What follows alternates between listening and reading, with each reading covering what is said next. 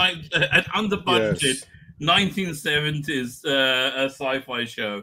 Oh, we're Blake on. Seven, right? So they did. Yes, Rabbi. I have no idea what Blake Seven is. Blake Seven is awesome. It's very well written. I very much recommend it. Rabbi, that's me being sarcastic. Don't you remember earlier this year me finally watching it and saying I love this show? No, I don't remember that, but I don't remember lots of things. So don't feel bad about that.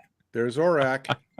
We discussed it, Rabbi. Between the two of us, I'm like, "This is awesome," and you're like, "Yes, it is." I'm like, "Yes, we like." Again, you're saying that season 2 that it came out my mouth doesn't mean it's retained in my memory.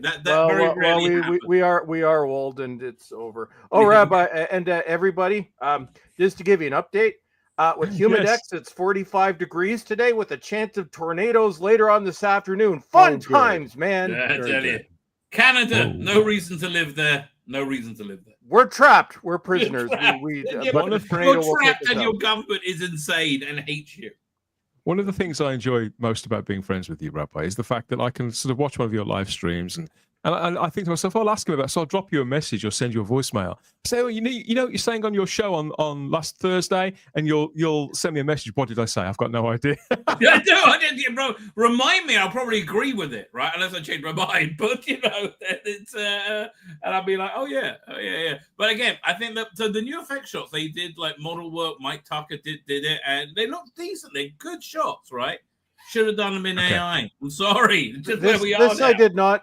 So, Rabbi, they're doing. So, I'm assuming this is for the season 2 DVD. Yeah. No, but please tell me there's going to be both options. This is new. We're going right into an item during the warm up. So I had planned for this, guys. Oh, I'm not my fault, Rabbi. It's the Rabbi. Yeah, it's Rabbi's fault. I'll take the blame on this one. He's brimming over with enthusiasm. That's what it is. By the way, yes. A few weeks ago, a couple of months ago, I had an altercation in synagogue, right? And this ties in, right? Okay. So, I don't know. This guy was just like, he wigged out at me for no apparent reason. They were wigged out at me because we had a rabbi 5 years ago who was just like, wet nuts, right? And nobody said anything apart from me, like just like started violating Jewish law. Like, he just went like nuts. Anyway. And everyone just like pretended it didn't happen. I'm like, what the fuck's going on? Anyway, I was like that. Anyway. So he ended up not having his contract renewed or whatever. Doesn't matter. But there's been some people resent me of that ever since. So there's this guy, he was mad at me. I can't remember what for, because the air conditioning was on or off. I can't remember. So I'm telling him, to like chill out, right? And eventually he sits down and says, yeah, you're a pest. You ran the rabbi out of town. So I stand up and turn around to him and say, listen, I would love to take credit for running him out of town if that wasn't down to me. If it was down to me, he would have been stripped naked and shame marched through there and for all the streets for people to throw their fetus and vomit on him. And that's better than what's waiting for him in the next world. I would have thought rabbis had so much drama.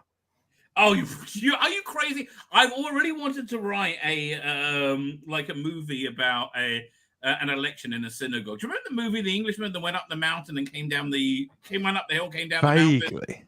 Right. It's like this Hugh Grant goes to a town and they're very proud of their mountain and he measures it and it's a hill, right? And then they all band together to like build it up an extra 20 feet or something like that. Remember? Yeah.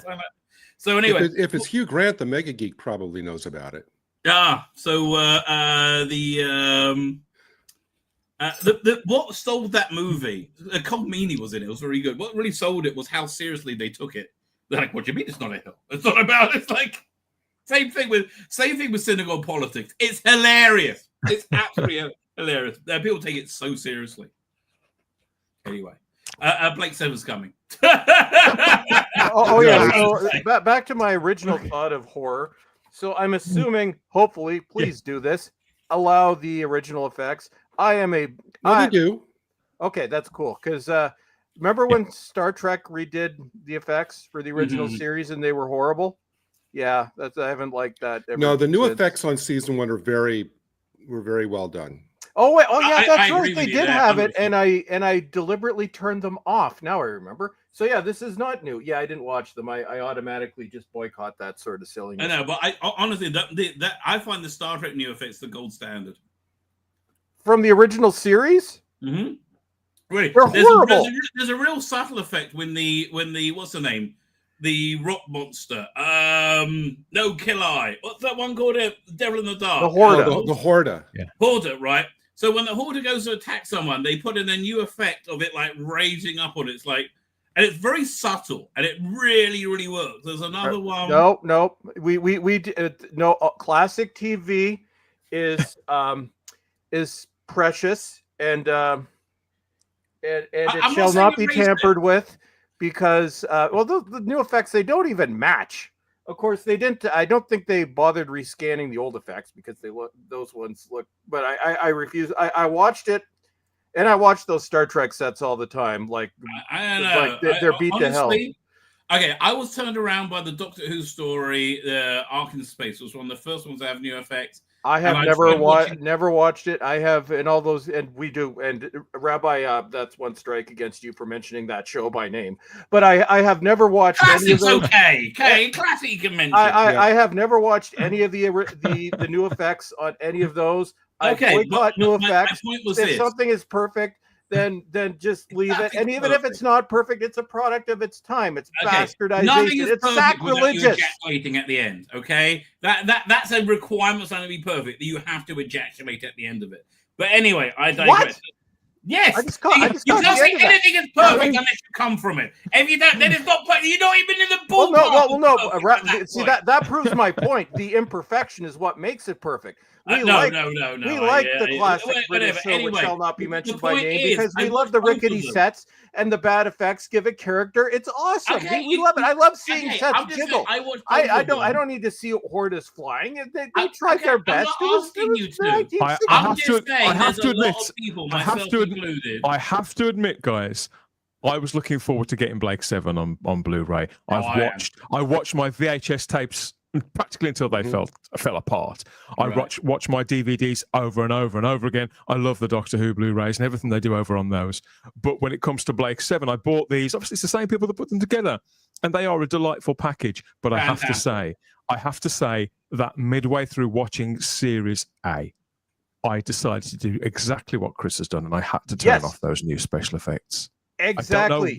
I don't know why it's these, because I enjoy the ones on that other series that we're trying not to mention. I will tell you why, Dan. I can tell you why. Because this is a show that you loved and you grew up with, and your brain has developed a nostalgia around this. So you want to relive it as it was. And when you see it with the silly new effects, then it ruins the illusion and ruins the nostalgia. Can I ask a question then? Go back. Who prefers Blade Runner with the soundtrack, the voiceover, or without the voiceover? Never see. Because I prefer it with the voiceover, and it's way worse. I know it's worse, and I like it more. I think it's because exactly what you're saying, Chris. I agree. I can't. My inclination is that you're right, Chris. So why don't I feel the same way about the Doctor Who ones? Because we've watched the show get pooped on for a decade, so we're used to it being crap. And get revised. I don't think that's the reason. I don't know. I wonder what it is. But it's the same thing with me, with Star Trek: The Original Series. Like I was those 3 DVD sets that I bought back in 2009 are the most the most frequently played pieces of physical media. I've probably watched every episode at least a dozen times. Some of them 2 or 3 times that since I bought it. I only watched the original effects once. I have never done it again, except. The problem is with season 1 and 2, because of the way they were encoded, because it was dinosaur technology, as soon as I start an episode, for the first half second, I see the new effect before it goes back to the old effect, and it just makes me grumpy. Grumpier than usual. See, I'm with the Rabbi when it comes to the Star Trek ones. I love those original series sets with the new effects, and I tend to gravitate more towards those. But then now you've said it, I didn't grow up with the original series of Star Trek in the way that you did. It was on, but I never really... It was on, but I never really paid a great deal of attention to it because I didn't always understand it, and it was on a little bit later as well. So I think that Chris could be onto something in my case, Rabbi. So the question is, Do you buy your physical media? Do you rewatch stuff as an act of nostalgia, or because you want to relive your first time watching? You want to relive that story. Both. Actually, here's I'm really weird in the way my brain works and the way I really. watch I things, no one knows. Yeah, I'm a wacky duck. But the way I watch Star Trek, this is how nostalgic it is for me, because I started watching them when I was a kid, and I watched them out of order because at the time Star Trek wasn't played in my area, so we would rent them on VHS, and then we taped them to beta. Then eventually I bought them all. So I watched them out of order. So when I watch Star Trek, the original series now, I say there were episodes that I first watched in the summer. I only watch those episodes in the summer. If there were episodes that I first watched around Christmas time, I don't know why. I'm like that with everything. I'm even like that with, I will watch Doctor Who episodes the time of the year I first saw them. I don't know why. My brain is strange, but it's like I'm just weird. But the only other person I know who speaks in that sort of way and has those kind of habits is Stephen Noonan. Hi, Stephen, if you're watching. He can, whenever he talks about Doctor Who, he always remembers exactly the time of year, the exact week that it was on, what the weather was like outside, and he tries to sort of, I think he does try to recreate those conditions when he goes back to the stuff, which is all the time. So I think that's here, I'll test me, Dan. Okay, name, and this will be the last time I'll mention this show by name. Name any episode of, give me one episode of Star Trek, the original series, and one episode of the Tom Baker Doctor Who years. Just name one at random. Okay, Star Trek. So, sorry, Gary, Doomsday Machine? Yeah. First saw it on beta, rented from Bandito Video Store, March break, 1988. I was 9 years old. Oh, come on. I also, at the same time, I rented And the Children Shall Lead and The Ultimate Computer. And I can even tell you in the order I watched them. They were in that order. I've been waiting for the Doomsday Machine to come out for a long time. I was like, I watched it. It was probably like the most holy crap moment watching Star Trek, the original series. But yes, March 1988. You're like Rain Man. March specifically. So now, Dan, give me an episode of Tom Baker. Nightmare of Eden. Nightmare of Eden. First watched on PBS Detroit in September 1990. They were doing them in omnibus form. They had been playing Tom Baker throughout the summer, and then after that they played the last season of Sylvester McCoy. But yes, so it was the last weekend of September 1990, or last Saturday of September 1990. Earlier on in the day, we'd gone on a family trip to some the stupid camp thing that we go to, and then we had to go to my crazy aunt's place. Had dinner there. No, like honestly, What'd you have for dinner? Okay, Chris, there's nothing that's not weird about this. Okay, Yep. This is how they're going to explain it for you. Well, no, this is an odd thing, Rabbi. I thought everybody's brain worked the same way mine does. No one's brain works. No one. I thought it was because it's like I think it was my friend. I'm like, oh, it's never snowed on May. I'm like, yes, it snowed on May 1st, 1992, and this was like in the early 2000s. Like, there's no way. So his mom actually kept track of the weather. I'm like, oh my God. I'm like, so my brain, because I used to have an eidetic memory, but I lost it when I was in my 30s, early Alzheimer's. Literally, it starts in your 30s. But no, like my brain is like a recording, so I can remember exactly what I was doing at any given time. I used to really be into music when I got rid of my CD collection. I had over 2,000 CDs. I can tell you exactly when I saw each of those CDs.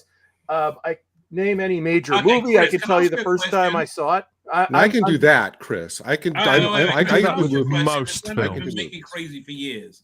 There was a pilot, like a 90-minute pilot on the Sci-Fi Channel in the 90s, or some kind of weird doctor somewhere out on an alien planet, and he had these gloves that like just snapped onto his hands, and he used them to go inside someone, and he had to become an expert on using them. Can you have any idea what I'm talking about? For a second, I thought you were talking about Captain Power, but that was late 80s. No. If this was okay, Rabbi, this is what the Sci-Fi Channel did in the mid to late 90s. We got them on Space in North America. The worst crap you could imagine. We used to get high out of our heads and just watch this stuff at random because it was so bad. Whatever it was crap. Conflict era. I've never forgiven them for what they did to Sliders. Yeah. Oh, Sliders was good first season. No, it was good until it went to sci-fi. Then it got stupid. Oh, that Sliders is why Doctor Who wasn't picked up. Actually, no, Rabbi. Oh. Okay, no. Fox being stupid, and it was partly a Canadian production produced by Universal, aired on Fox. Fox decided to air the Doctor Who Bring Back Paul McGann movie. Yeah, opposite Roseanne. Opposite the season finale of Roseanne, and it was the Dan has a heart attack episode. It didn't have a chance in hell. That is true. But again, one of the reasons they said was because we already have a Doctor Who type show in Sliders. And that was after it had been canceled for the second time. Probably, yeah. That makes it was canceled twice. No, actually, it was in between cancellations. That was like one of the only times it went from one season into another season. Although, okay, again, Sliders really annoyed me in that they set up a villain in the first few episodes. Remember, like the guy with long hair who was supposed to be not really, and then they just vanished. Because the network got involved and said, no, we're not going to do that. Then Sci-Fi decided we're going to make the Cro-Mags a thing. And then it just turned to crap. Yeah, it was literally the network just said, yeah, no, this is stupid. It's too much like the X-Files. Go do something else. Our sympathies and gratitude for the patience of everybody watching over there on YouTube and Rumble. I am so sorry. I went on a tangent. That never happened. It's all part of the fun. Rose Kirby's one of many people who've been listening patiently to us there, bounce a few things around. And Rose says, hey to all women, happy National Women's Day. Rose, this is for your own good. You appear to have come to the wrong channel. This is a channel full of absolute and total misogynists, as you ought to know. It's the 9th of March is the... So we don't do feminism here unless it's the kind of early 70s feminism where they're burning their bras and all that kind of stuff. So, but I do hope you've had a happy day anyway, whatever it is that you've been celebrating there. We've got a lot to cover, all manner of franchises, all those series that we love, whether it's old effects or new effects. It's all fair game for us here at the Spacebook Live. So I think it's time we put the head back on and growled at one another and at you, and see how much we can cover over the next however long. Take it away, Nick. Mr. Cage, can we have your autograph? All right. So, you're twins? No, we're triplets. Triplets? Fever.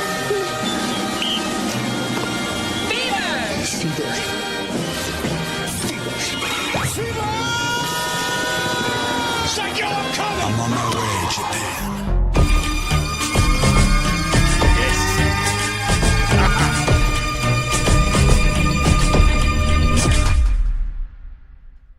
It's the Spacebook Live, victorious, rambunctious, out there entertainers, as you've just heard on YouTube and Rumble, for Saturday, the 9th of August, 2025 and beyond. We've got a panel of proper wise guys, as you've just heard, and old war horses, I think, of the pop culture space, ready to do battle here for you, for your listening and viewing pleasure. Okay, so where do we start? I'm Dan Hadley, Birmingham's king of the geeks. That's the rabbi from another planet. He's going to wet his whistle before he's back for round two. Yes. There's my mate Gary Akers, the ever-patient Retro Doc there, and of course the mighty Bolstrek. And who is that? Is that you? That's not Frank. Who's that? Oh, we'll get an update on Frank later. No, that's me. It's he was here last week. Also hashtag Stop Starfleet Academy. That's my new mission. I'm also I'm going to shut up. Okay, so here's my pledge. Yes. No more rants throughout the entire episode. No more diatribes. People like it. People like the rants. They do like the ranting. Rants are passion. People like passion. You know, why does YouTube destroy? I was thinking about this today with my wife. Like, YouTube primarily has destroyed talk shows and political talk shows, everything on, because like they're just curated and very artificial. That's what I was very excited about, that showrunner thing. Did we talk about it last week, or is that a thing you want to talk about later? Or you can just mention it now. Showrunner is the AI. You and I spoke about that on your show. Okay, fine. Okay, I do at some point. Right, so it's a thing where you can become a creator, do prompt to different animation styles, I believe, and create your own show, and then other people can create episodes within your show. And I just feel that is the way entertainment's going to be going. I really think that Amazon's dumping a lot of money, like hundreds of millions. Into that. So I think that's absolutely because, and you know what? I just think it'll end up with a meritocracy, right?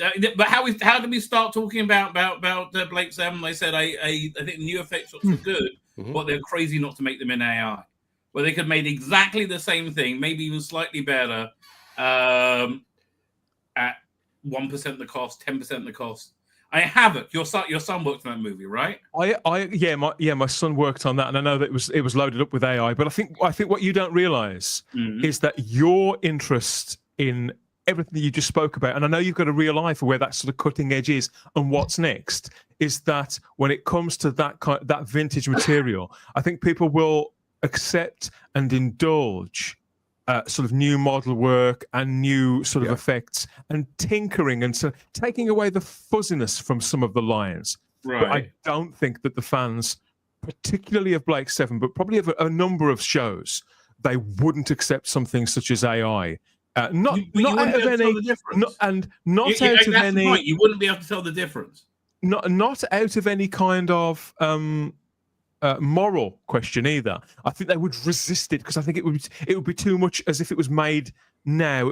It would have that uncanny valley aspect to it too, but it would also not be the show, just like Chris said, that they would have seen originally whenever. And no, I think in the there are people who found these shows in the decades since, but they're, in the case of Blake 7, they're relatively few in number. I'm one of them. Yeah, no, but I think Blake 7 is finding a new audience. It needs to find like a streaming home that would really promote it. I think it would probably do quite well. But again, for me, as I was saying at the beginning, when I watched Ark in Space, I watched both effects back to back, and I found the original effects distracting. It pulled me out of the story. Yeah. Like I found myself not in the narrative. Whereas the new effects, I didn't notice them. That was really the difference. Looking at Blake 7. But like Enlightenment, they did new effects on that, and I noticed those new effects more than the original effects. Looking at Blake 7, Gary, it seems such a long time since they announced that Series B, Series 2, Season 2, whatever they're going to call it. It seems like an age since they announced that it was coming. I don't think any of us doubted it because the first series sold so well, and we've got a date, we've got a new trailer, we've got details of the release, all arrived in the last few days. So it is just nice, isn't it, to know when we can look forward to making space for these things on our shelves. You know, I went back to double check that my pre-order was still in, and I pre-ordered this from Amazon UK back in February, season 2.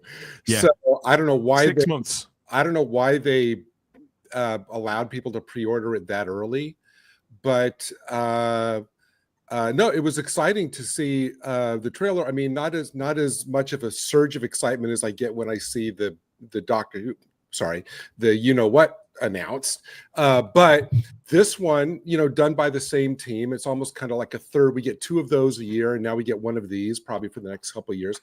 I do want to say one thing about the new effects on this. The reason that the new effects don't really bother me for Blake 7 is because unlike the other show, where for a lot of people, probably including us, the charm is, you know, the wobbly sets or this, that, and the other thing.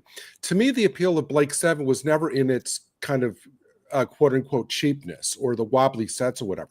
That never added to the charm of the show. So the charm of the show is about like the acting, the intensity of the stories, the you know, the darkness of the overall theme of the show. So having new effects for me doesn't take away from those aspects, because the things that people love about the other show, the cheapness, I don't say that pejoratively, but just to make my point, and you know, wobbly sets, this, that, and the other thing, were never that never was an ingredient of the appeal of this for me. So me neither. Or with the other show, or with old Star Trek. I haven't got that sort of kitsch sensibility for whatever reason. It doesn't. Again, so the interesting about the effects here, though, is they did 3 groups of effects for season 1, and the first ones were like fantastic. Like just like they lit it well, they knew what they were doing. So they had a bunch of really good, shot effects of. And then they did second block, which it wasn't good, and then the third block is just like awful. So you have like this weird variety of effects like mixed in, and it, again for me it like pulls me out of it. So, but I mean, if you look at this is all gorgeous. I mean, the art on the on the booklet is amazing. Yeah, as gorgeous as ever. I'm not going to spoil for anybody, but I was surprised that one of the quick shots they included in the trailer spoiled basically one of the most crucial moments in this entire season, and I'm surprised they used that scene in the trailer. That's for season 2. Yes, I'm not. I shall not be watching that because my introduction to this has been completely different. This was, I think, mainly because I think YTV in Toronto played it like 35 years ago, but I never watched it. It never came out on physical media, so I hadn't watched this until our dearly departed friend Alpha Omega introduced me to this about 4 years ago. And I've only seen, and we watched, we were doing watch-alongs of season 1. So for me, I actually like it as it is, because for me, it's like a different type of nostalgia, where it's because it's so much like that other show that I will not mention by name in the 1970s, down to the way it's shot, down to the way it's directed, down to the musical cues, down to the sound effects, down to the type of model work. For me, it's like I'm getting like bonus episodes of that show without featuring the main character. You're in the world. Yeah, but it's very, very, a lot of it's very different. The tone, the attitude. Well, that's what I like about it, though. It's like some of the the tone is completely different. This is dark, like holy crap. But the visual and audio aesthetics are exactly the same. So I think that's why I like it. Just those taken but used in a completely different context. So my experience with Blake 7 is kind of like, say Dan's experience with Star Trek the original series. Where, Dan, you grew up with this, so you've got an attachment to it. I don't. I'm sort of seeing it from a different perspective. Whereas I, to this day, live and breathe Star Trek, the original series. You don't have that attachment to that. So you're kind of seeing it from a new perspective as well. Yeah, we feel that way about TNG. I was very familiar. I was very familiar with the icons and the characters of it, but it just never won me over until years and years later.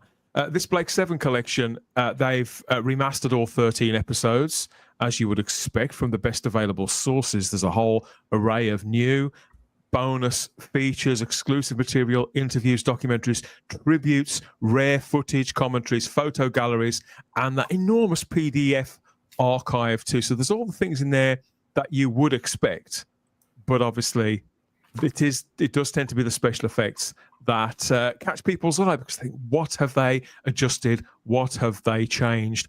This is the season, I think, predominantly known by having the distinction of being, when they swapped out the Travises.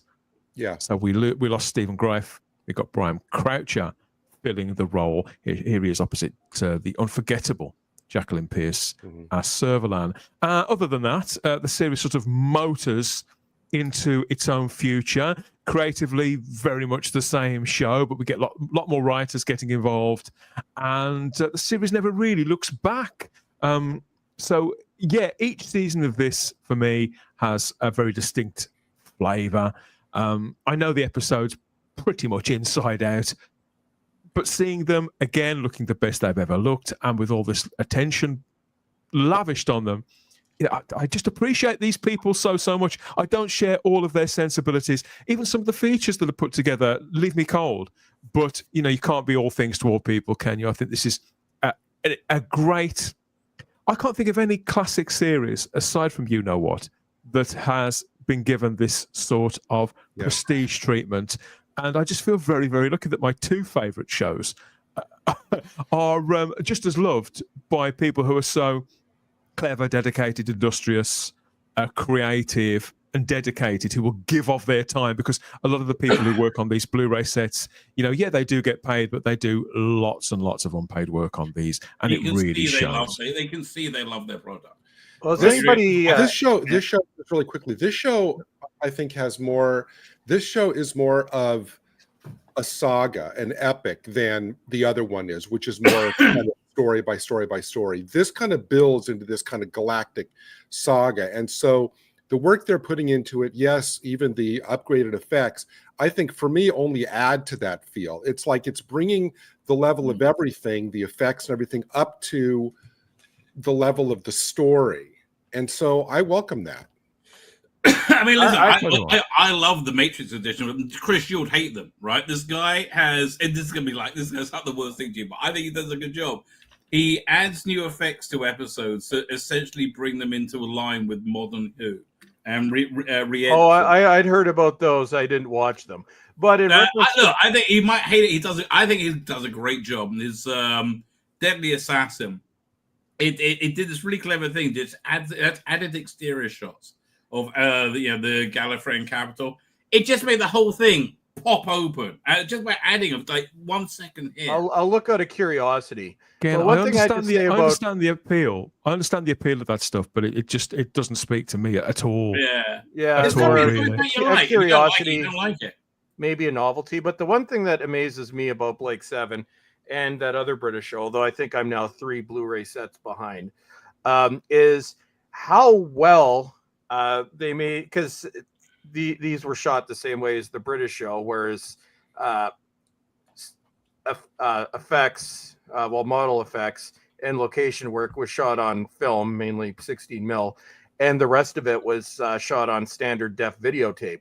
I'm actually amazed at how well those standard def scenes look on Blu-ray. Yeah. When they originally started, and this was in that other forum whose name I will not mention, and this is where, again, grumpy old Bulls Trek proves, yes, I will admit I was wrong. But 20 years ago, I remember getting in arguments. I'm like, why don't they just put the classic series on Blu-ray? Because they're standard def. This is the best they will ever look. Okay, I will admit I was wrong. They do look much better. So there. Sometimes I'm wrong. So this is Blake 7, the collection series 2. Series B, as I insist on calling it. I'm sorry, BBC Studios. So it's released on Blu-ray finally on the 10th of November, 2025. Lord Thoth has cleared his shelf space. I suspect he's far, far from alone. This week, I've watched very, very little, but I did have a very nice surprise in that I caught the brand new film, a legacy movie, a sequel to something that I loved back in the 90s. Now, in 1996, they released this Happy Gilmore with Adam Sandler, which I discovered back then on VHS, usually the kind of film which I would probably look past. And I rented it. I'd never heard of this guy, didn't really know what it was. And my God, did I laugh. Turns out I wasn't alone. It was a sort of a sleeper hit, wasn't it? I'm not sure how popular Adam Sandler was in the States, whether he'd got a profile already from some late night comedy show or whatever. But to me, he was a total unknown. When I heard there was a sequel on the way, I feared the worst. Streaming or theatrical sequels, you never really know what you're going to get. I've seen some great ones. I loved that last Beverly Hills Cop. That was that on Prime? I thought that was great. No, that was Netflix. Was that Netflix as well? And yet, that's why I wasn't worried about this. And yet, the Coming to America sequel was supposedly a total car crash. So I gave that a complete miss. I'm happy to say that even though it starts a little bit rocky, this film is really good, really worth your time. Wow. Lots of belly laughs. And Adam Sandler is really back on form, certainly from the last time I saw him. Has anybody else had their interest piqued by this? Nope. I intend to watch it. I haven't gotten around to it yet because I love the first one. It's the comedy, strangely, is in exactly the same vein. I don't know how they've managed it, how they've managed to hit that same note so beautifully. and how they've managed to make a film which is so deliciously unwoke as well. I don't know, they would have started filming this like 2 years ago, sort of before the culture really started to drastically change. And it does feel superbly old-fashioned in some senses. It makes you feel, more to the point, it makes you feel like wokeism may have all been some sort of dream or nightmare that we're all waking up from. Thank God. This is sincerely, obviously this isn't going to change the world, but my God, did I laugh. You know, I watched it with a family member.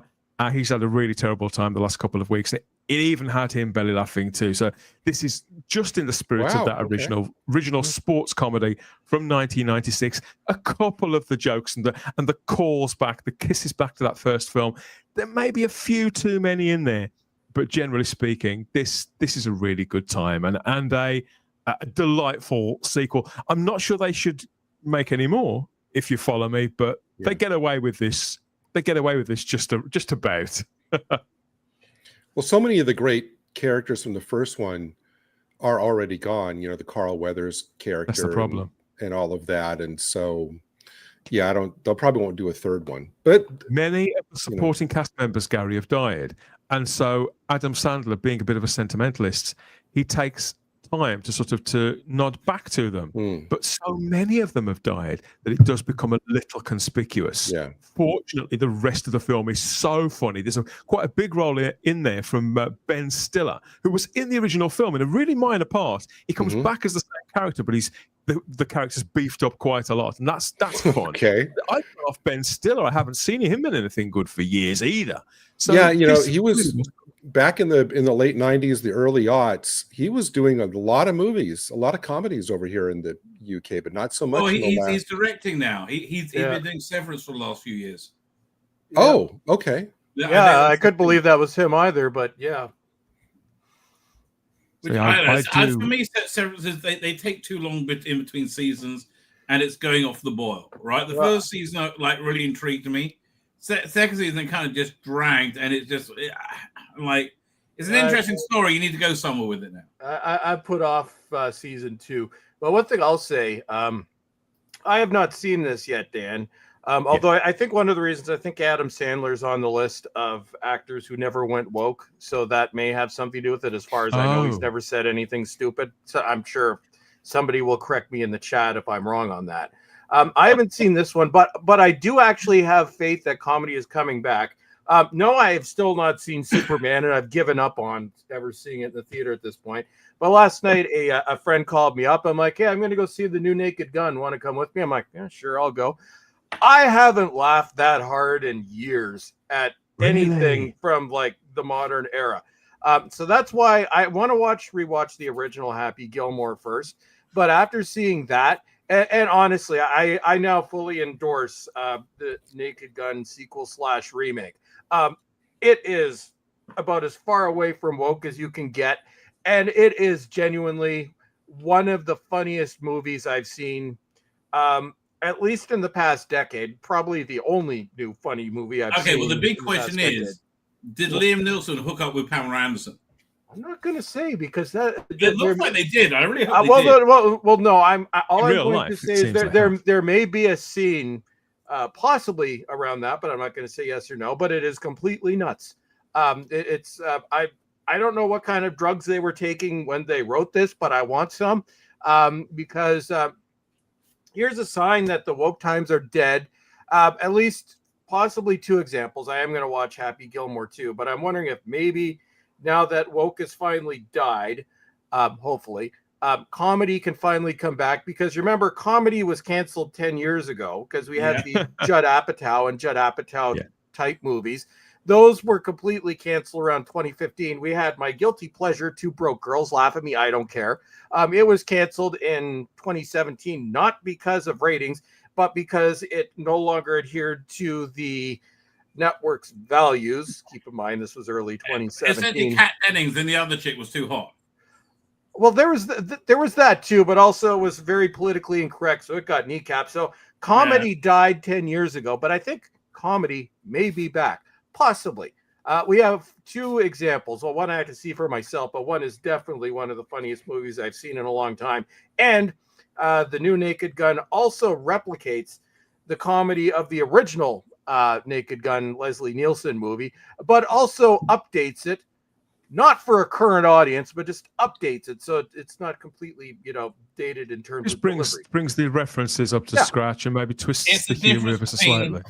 Picard season 3 and Star Trek Discovery. Oh yeah, one does it right, one does it wrong. Oh yeah, Stephen Braddock. Chris, yeah, that was. I was wavering about whether to see this or not, Chris. Go see Naked Gun. I nearly went last week, and then I had a work thing turn up. Go so see it. It's worth it. And Dan Stephen Braddock says, the ski lodge scene in Naked Gun had me in stitches. That is one of the most batshit things I have ever seen. And I like movies, to quote people that suck at what they do. I like movies. No, honestly, that is... I couldn't even describe this to you. You have to watch it. Dan, I wanted to ask you about Happy Gilmore too. Yes. Is there a lot of political incorrectness in it? Not masses of it. Not to the point where you feel like it's some sort of overcorrection. But it just pretends like the last 30 years have never happened, really. So it doesn't deliberately try to offend. It's just that kind of brash, silly, violent, irreverent humor that pokes fun at literally everybody from every walk of life and every culture. It doesn't discriminate at all. Everybody's a wanker in this film, and it's glorious for it. I can't lift it up and say, it's next to the Python and the Holy Grail, anything like that. It is still what it is. But my God, was it a good couple of hours? And it also, that's another thing too, because I've heard this said about the Naked Gun, in that it doesn't overstay its welcome. So a lot of streaming movies I find are far too long, and to the point where you think, God, they're just overindulging themselves. Well, comedy shouldn't be longer than 90 minutes. Yeah. Well, somebody mentioned a moment ago, you think, what are they smoking when they're making this stuff? And I do feel that, when they are huffing their own farts, when they put a lot of these films together, they're enjoying themselves so much, they forget to put the brakes on.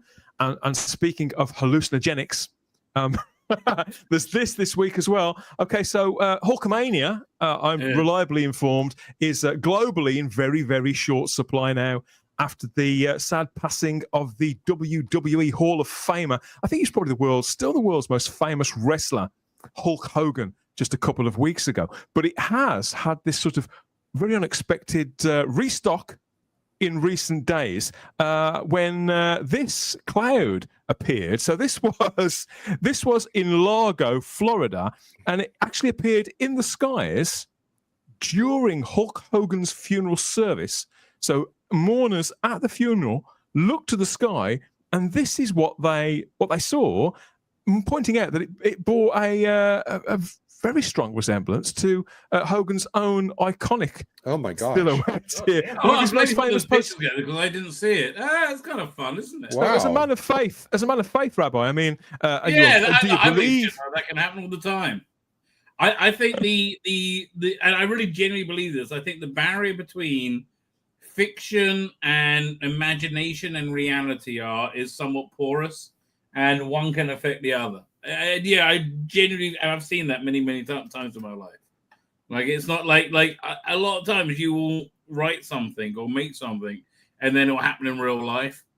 Yeah, that's a lot of people talk about stuff like that. That happens. Yeah, that's fantastic. I mean, weird thing. Dr. Alex, right? He wrote his alternate of the other show that shall not be named, right? And then a lot of the elements from the final season was in his final season. This one came out a year beforehand, but it had without saying, the Rani, and it had a lot of the stuff they took that they had in that season. It was just really weird. It was like okay. I don't think Rusty Davis read it and ripped it off, but it's really similar. It's like I think maybe when you bring ideas into reality, they enter. Then anybody can have them. Because when I was a kid, they used to have newspapers like the Sunday Sport, and some little old lady had found the image of Elvis etched into a cornflake or something like that. Weirdly, people would laugh. Sport, I never looked at those stories. But people would laugh at those folks, or people that see silhouettes in tea leaves and things like that. But I must admit that when I saw this, I thought, yes, go for it. One more time, Hulk. Yeah, so any Hulk Hogan fans in the live chat? I think there probably are. Yes, Hulk Hogan was the reason I started. No, I watched wrestling. I thought he was going to say I started wrestling in the 1980s, says Lord Thoth. So do you think that this is a message, a final hurrah there from the big fella himself, Lord Thoth? I do. I think it's more like reality saluting him. Yeah. The cloud looks like a lady. I see some bunes. I think Lucy May means bubes, but I could be. You call what you want, darling. It's okay. So yes, Hulk Hogan didn't have the state funeral that Ozzy Osbourne did, but I'd say that he's more than made up for it in that last minute final act there from the heavens with the one and only Hulk Hogan. Let us know what you think in the live chat, whether you're a believer or not, or you can revise what you believe, I suppose, can't you? I'm going to tell you how it's going to be. With Scotch's lifetime guarantee. Tape what you want both night and day. Then re-record, not fade away. Re-record, not fade away. If it's Scotch, it's guaranteed for life.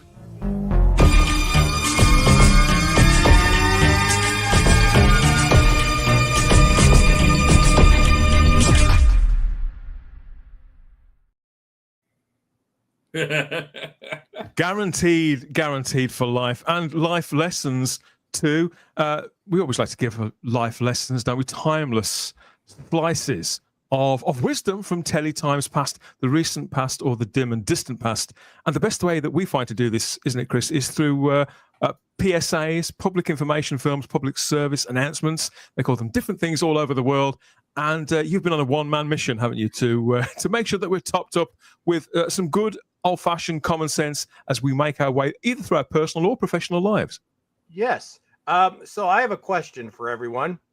Who's depressed? Well, you're about to be. Roll it, Dan. That's a hell of a build-up for this one. Obviously, another one of Canada's finest here from Bowles Trek. Yeah, I've had a look at this. He's not wrong. He's not wrong.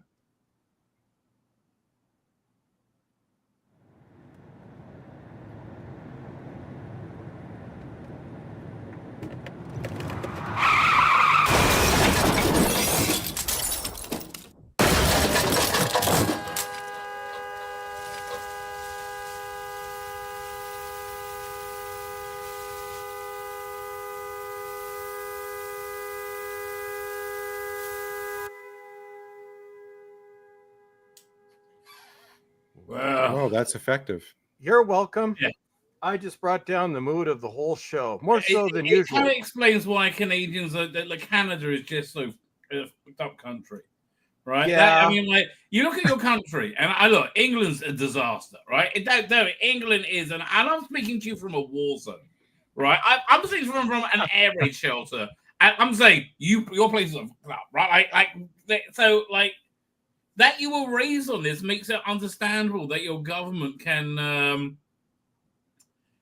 do what your government does. Well, picture it this way.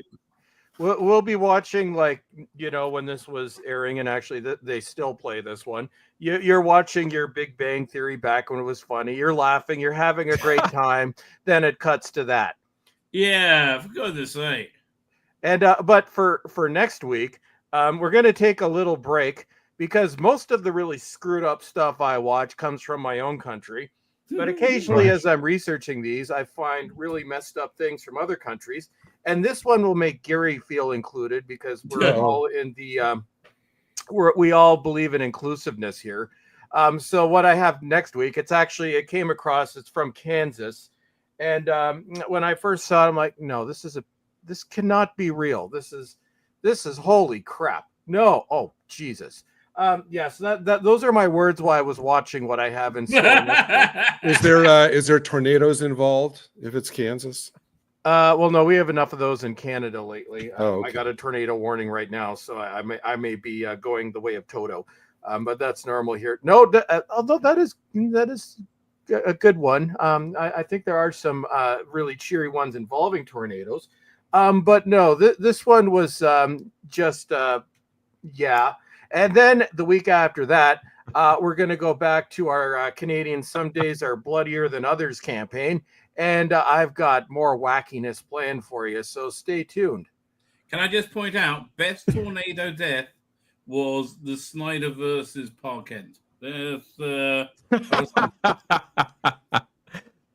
know your top 5 tornado deaths, Instagram and X at Spacebook. See if you can beat the rabbis there. Lucy Meow says, I get depression when I think about politics. Yeah. And Dalek the Bando suggests that Canada is batshit crazy. Chris, any comment? No, it's no, dude, we're a horrible country. We've gone to complete hell. Yeah, I could write a book, but it would get banned. No, when you think how screwed up my country is, no, it's not that screwed up. It's worse. That's why we're no longer going to annex you. No, please. You're too far gone. No, we need somebody to come and do some cleanup. Honestly, the best thing they could do after Trump finishes office is pay him to manage your country. Trump for Canadian PM and Sir Sidney Rough Diamond says, surprised the milk was not in a bag. Yes, I haven't drank milk in 25 years because I can't drink milk. But yes, in Canada, our milk comes in bags. It comes in bags. Is it? You put the bag in a little container, and then you cut the top of the bag and pour the milk. But you go and you buy milk in the store, not cartons. It's like you buy a big bag with a bunch of little bags of milk. And in Israel, that was the old-fashioned way. But now they sell it in cartons. But I think you can still buy the bags. In the summer, Rabbi, if you wanted to be a complete dink, you take your milk bags and throw them at the house or car of somebody you don't like and give it a couple hours, and that's just gross. They're like the world's stinkiest. In Israel, we have these little half bags of chocolate milk, which is that's good stuff. Let me tell you, put one of those in the freezer, you're gonna be happy. We're getting back on track, everybody. Thank you for all the interactions so far. Lots more rants, laughs, and maybe a bit of news coming as we make our way through. So, yes, sit tight, and heaven knows what you're going to get right between your eyes. This is some of our previous editions here. So this is what we get up to Saturdays from 8 p.m. UK time on the Spacebook Live. Regular looks at the James Bond franchise in particular. There's our physical media nights. Always a laugh doing those, comparing our pickups, moaning about special features that are missing, or about prices or packaging, all that kind of thing, or deep dives into classic movies from anywhere from the 60s, 70s, 80s, 90s, all the way up there, like our 50 years of Jaws special from a couple of months ago. More of all of that sort of stuff on the way. But if you want to catch up on what you may have missed here on the best channel you've never heard of, then hit up the playlist and dive right in. There's a lot more ranting and a lot more raving. And yes, now and again, you may be informed in the nicest possible way. Sometimes 1-800-COLLECT can be a lifesaver. Right now, every completed 1-800-COLLECT call enters you in Buffy's 1-800-COLLECT. Let 'em eat steak sweepstakes. Watch Buffy Mondays, know your Slayer trivia, and win great prizes. Or the chance to get staked on an episode of Buffy the Vampire Slayer. You could be one lucky step.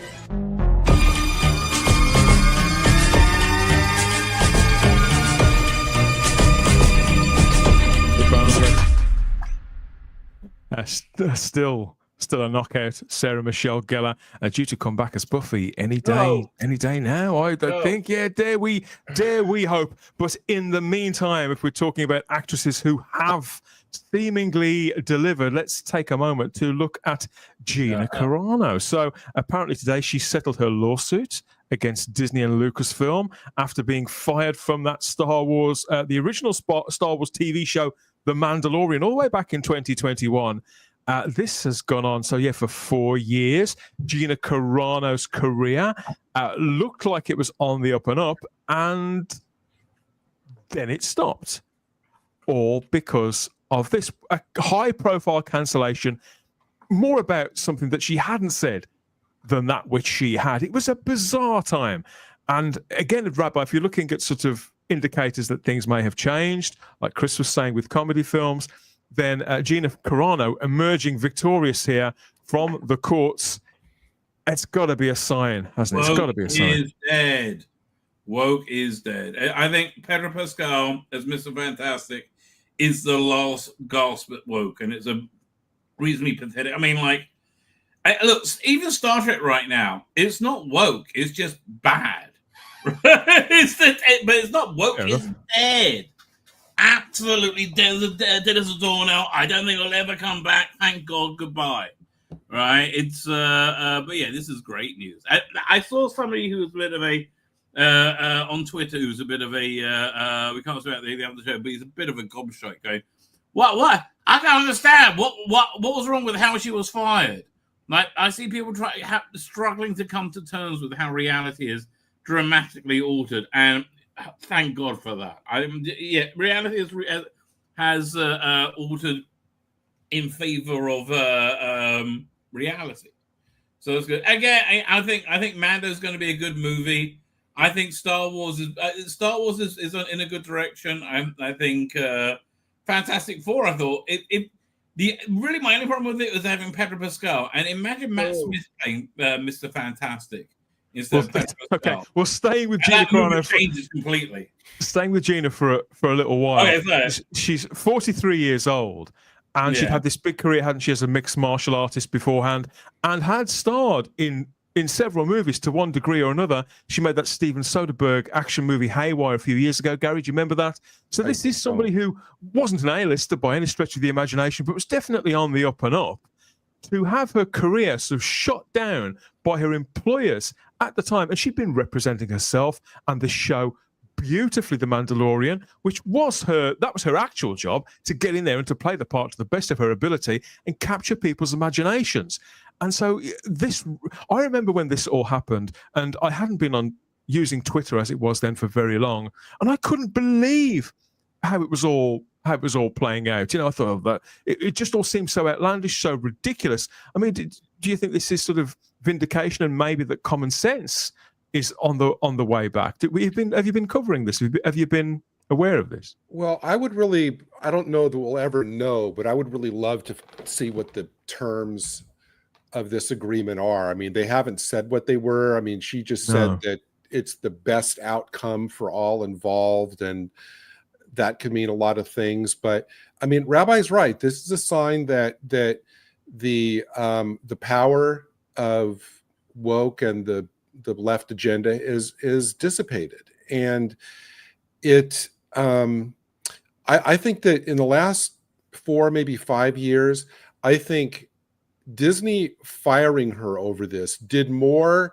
to overnight turn everyone against Disney than any of the crap product they've put out ever since. Yes. Because some of that product was pretty bad, though. Yeah, because fandom immediately was underscore how bad the product was. Well, but I mean, fandom was immediately on her side, and nothing that Disney did or said was able to get people to turn back to them. I think what you pointed to, Gary, is a very precise time where people were still in that headspace where they thought, you know what, all this stuff that I don't like and don't appreciate and don't agree with, I can just switch it off. I can just turn over and find something I do like. The Mandalorian turns up. Oh, who'd have thought it? This is actually quite a good, entertaining show. It feels like Star Wars. Yeah. And that, so I think that people had got to that place where, generally speaking, people who are not rabid leftists were happy to kind of live and let live. That's the big difference. People who aren't complete nutters, woke cokies, are generally speaking happy to hear all opinions and for other people to have their little thing.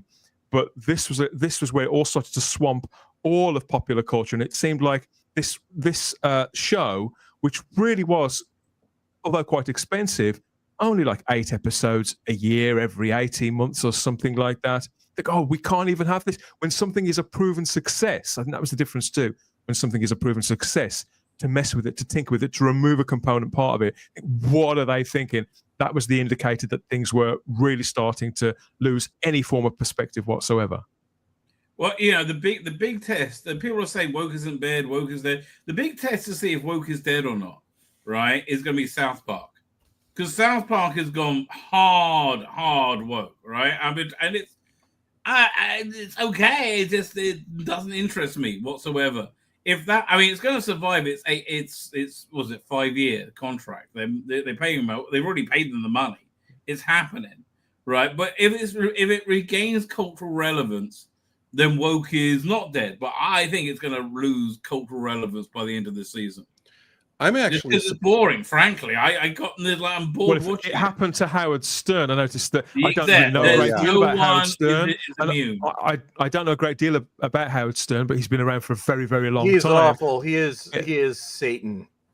Apparently, he was good. I liked him before. Apparently, the pandemic sort of messed with his head a little bit. He's not been the same since, and his viewers have dropped off a cliff. But then again, nobody can have that sort of sustained viewership and listener base indefinitely for decades and decades.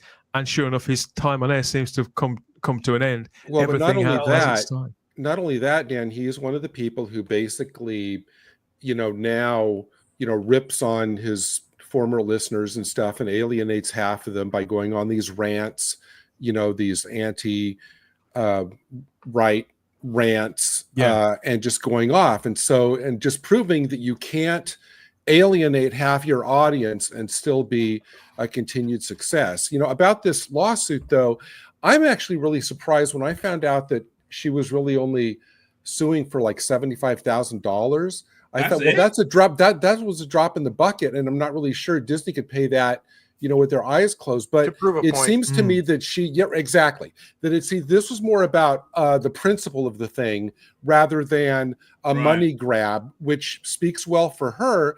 And the fact that part of her request, and we don't know yet whether that's been granted, she wanted a court order that she be recast in the franchise, which shows that it was about the principle of the thing for her. So, right. Well, Dan, you were saying that she was just an emerging talent. This was her breakout success. Right? This was her breaking into mainstream success. She was beloved by Star Wars fandom. People, and then because fandom liked her, people went, "Oh," and she's attractive enough. People liked her, right? And then they just publicly destroyed her. She was blacklisted. Made it they publicly turned her into Tommy Robinson. She was blacklisted from the entertainment industry. Right. It's because it doesn't matter which of the 6 main media conglomerates you're talking about. They're all in lockstep with each other for the better part of a decade. So as soon as she was fired for the reasons she was, and Pedro Pascal played a big part in that, it's the only. She was able to get a movie on the Daily Wire, and I'm not a Daily Wire fan anymore, but I can go into that. They're kind of grifters. But I'm hoping now that, now that this anti-woke movement, which has not hit my country, unfortunately, so God knows. No, it has not. No, we're actually getting worse, but the rest of the world. And I said this before, there were actors, and not necessarily those that spoke out against woke or those that identified as conservative. I'm talking about those that just stayed out of it altogether. I think there do need to be some consequences for the past decade, because it was a hate movement against one demographic. It was a hate movement against our demographic. Completely agree. Yeah, and I think at this point, we need to, we need to just not forget it and think it was, done. I think we need to keep compensation, or maybe even reparations. This was she didn't need the 75,000. I think she made enough to get by on the rest of her life with her earlier career. But this was to prove a point. Yeah. And I think at this point, one thing that I think is very important is, they're saying, okay, the woke period is over. Do not forget those past 10 years. You need to look at this. Who were the people that were most vocal in this hate campaign, and make sure that they don't have a career again. And gone now. That's the thing. Yeah, like all the woke producers have been fired from the start of from Marvel. Oh, it wasn't just the producers, Rabbi. It was the actors that crapped on their fans, and I'd say it was the vast majority of them. Can you really blame what's his name, Obi-Wan Kenobi? Yes. Yes. I don't know. I just think he doesn't know Ewan what's going McGregor? on. I just think he hears that people are being bad, and he says, "Oh no, they hate black people." Right? That's what he gets told. That's the world he lives in. Maybe he's Exactly. Well, he like, but Rabbi, I think the problem is, being in a bubble does not excuse you from doing any actual research. I'm like, we're not famous people. We just looked on the internet. Listen, all the information was there. I will freely say to any rich, famous celebrity out there, I will gladly advise you for the cheap price of $3 million a year. Right? It's not much. I will gladly advise you. If you want to do it by the month, it's going to be about 500,000. I'll advise them for free. Okay, here's what you need to do. Never act again. Go away. Retire. You're done. We don't care. But I think this is, I'm glad that she won this. I think this is, financially, that wasn't the point. I think this was a good moral victory. And to touch on what you were saying later, Howard Stern, he's an example of how all the people that we thought were edgy 20, 30 years ago were complete frauds because they would just go in whatever direction the wind blew in. He became exactly what he used to ridicule. And I think the important thing, he just got old. That's all it was. Oh, no, Rabbi, this guy's a piece of crap. For those of you who want to know what kind of person Howard Stern is, Google Dana Plato. That just look at that. I heard that when it went out. I know. Dana Plato. Okay, Dana Plato. This is a bit of a segue. Dana, a bit of a tangent. She was the woman from what's his name? Different Strokes. Different Strokes. So she was on the Howard Stern show. That's why I used to listen to Howard Stern, and she was like, she sounded super optimistic and together. And she pulled her life together, and she just like moving forward after all these troubling times. That was on Friday. By Sunday, she was dead. Right? It was and she killed herself. It was the weirdest thing. She was a very vulnerable person with a long history of mental health problems, schizophrenia, and addictions too. Yeah. I'm aware of that. I didn't know about this Howard Stern story. There was a connection. She was the full stream is available online. But especially he was bringing in callers, and there was stuff that went on apparently that wasn't aired either behind the scenes. They basically just destroyed that girl, and this was in 1999. With Gina Carano, what the leftists, the woke-kokis, they felt an entitlement to know everything about this woman, from her sexual orientation through to her politics. She wasn't a particularly active political voice of any kind. No. She just didn't talk about any of that stuff. She learnt her lines, went on, did the job, picked up the money, and bought herself something nice and buggered off. But that was never enough for these arseholes. All she said that got her into trouble. But Gina, I remember what I don't want to go over all of that. But when it comes to this particular ruling, I think what it is a vote of confidence for is exactly what you're saying, Chris, is that it's okay to turn a page, and it's okay not to be necessarily vindictive, but when there are greater principles here where precedents could have been set and culture could have been damaged and more people could have lost their livelihoods and descended into the same kind of problems that you were describing there, Rabbi, that poor woman from Different Strokes went through. That's a serious matter. You can't put innocent people, in these situations over fuck all. It says here that Carano and Disney settled their lawsuit over alleged wrongful termination, yet she wasn't looking for any massive settlement either. Very much about the principle.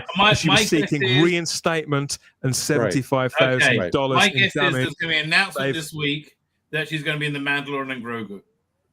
I don't want to, Rabbi. I'd rather see her do something other than Star Wars. Like give her a high-profile role, and I think people will go and see it. I don't think she'll go back to it. I think she would like to. It's the potential that she could be offered the role back, but obviously, since she was sacked, throw back in their face. Yeah, like what they did to her, and it didn't come out later. She didn't. This didn't come out until a few years later. She was mainly silent after she was fired. But if you read what she wrote after the fact, she was absolutely destroyed.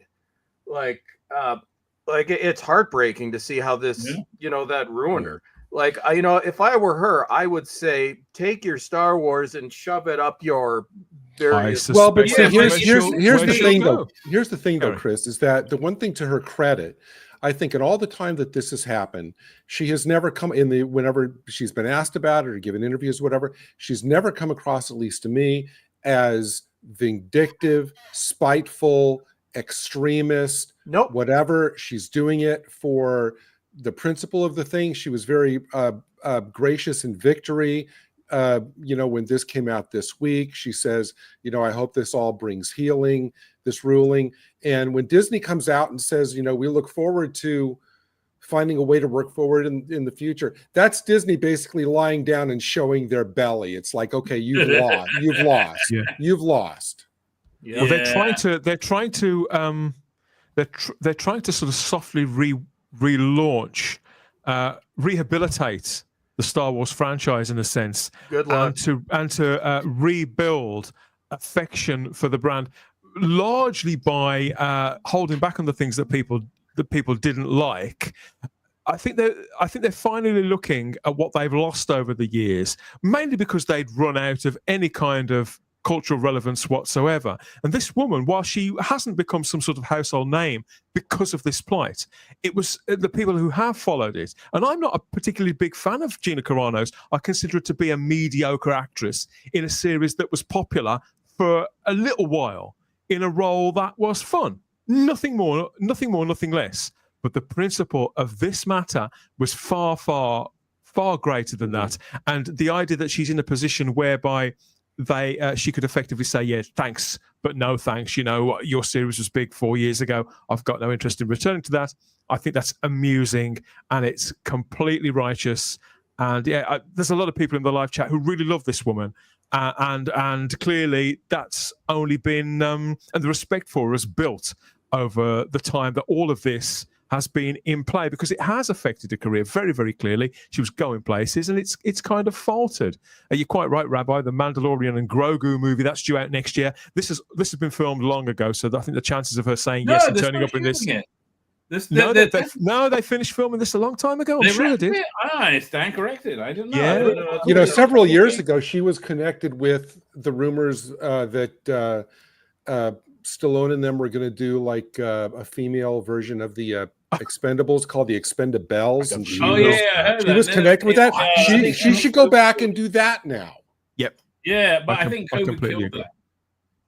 Yeah, obviously pickups are a thing. They could film something additional, but I'd be amazed if they do, because this has long been sort of tied up. It's now an extensive post-production due for release next summer as part of this modest relaunch of Star Wars on the big screen. But let's be honest, Star Wars, despite the various ranges of success and not that they've had experimented on television in the last 5 years, Star Wars does belong on the big screen. So there's the Mandalorian and Grogu next year. The year after, we've got Star Wars Starfighter. This is billed as the 50th anniversary film to star Ryan Gosling. It looks like alongside Matt Smith in there too.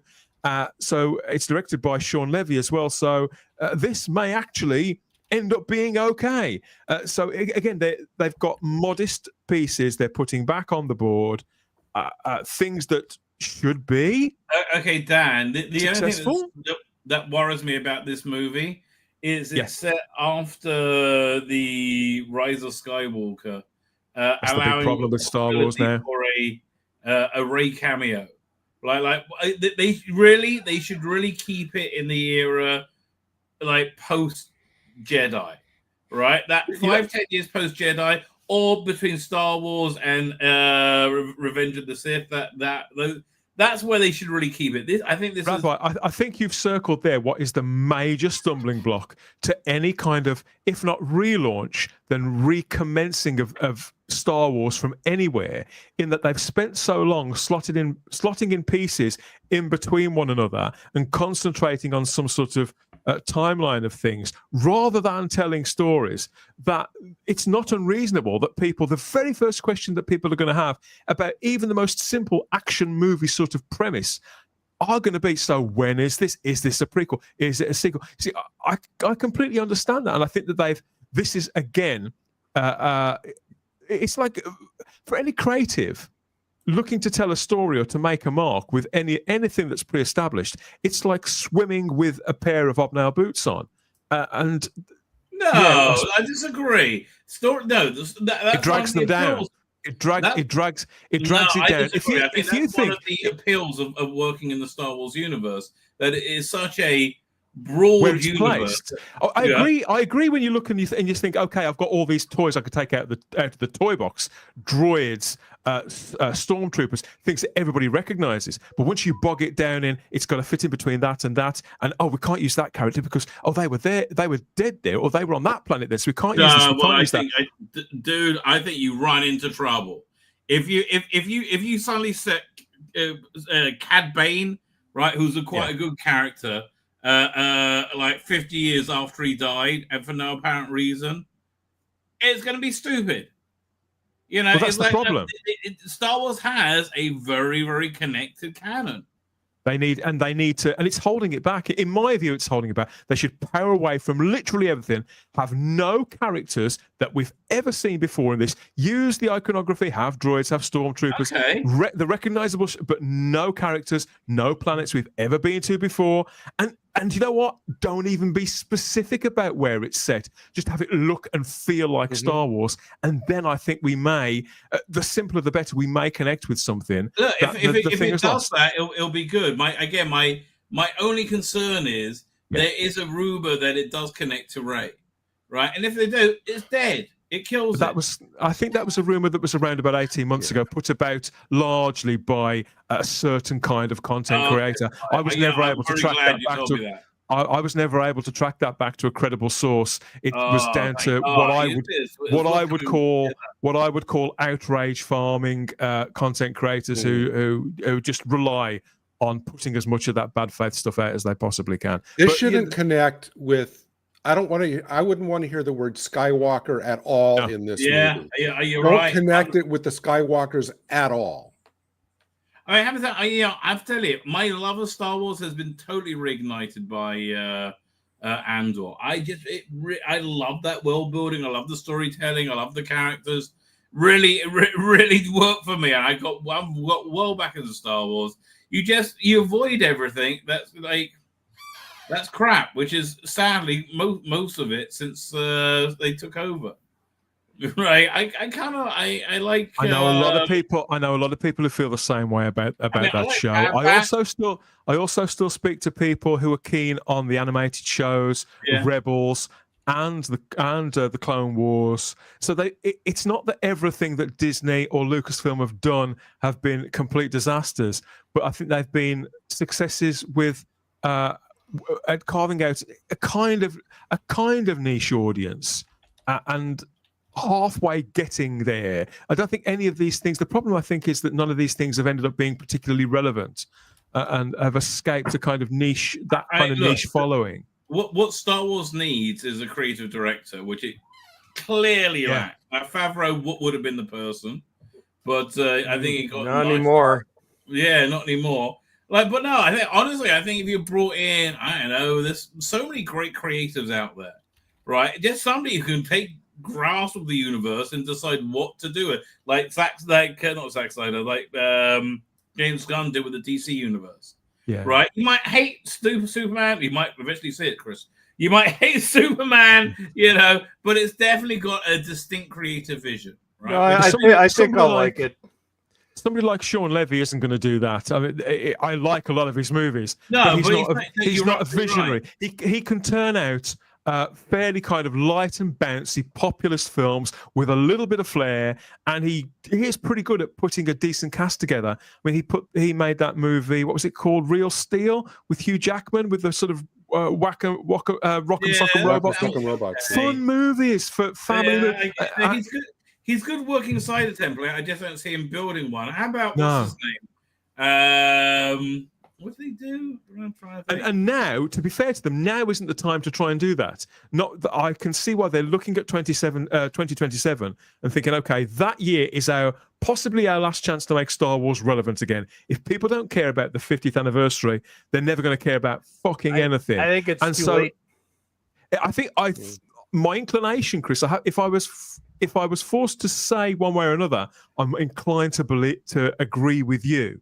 But I think in their heads, they're looking ahead to 2027 and thinking this is pretty much the last shout Redo for the us original correctly. trilogy again. Well, no, Dan, here's my when you look at the big three franchises, each of them I have a completely different stance on. The British one, which shall remain nameless, I want to see that franchise burn in hell to never be heard from again.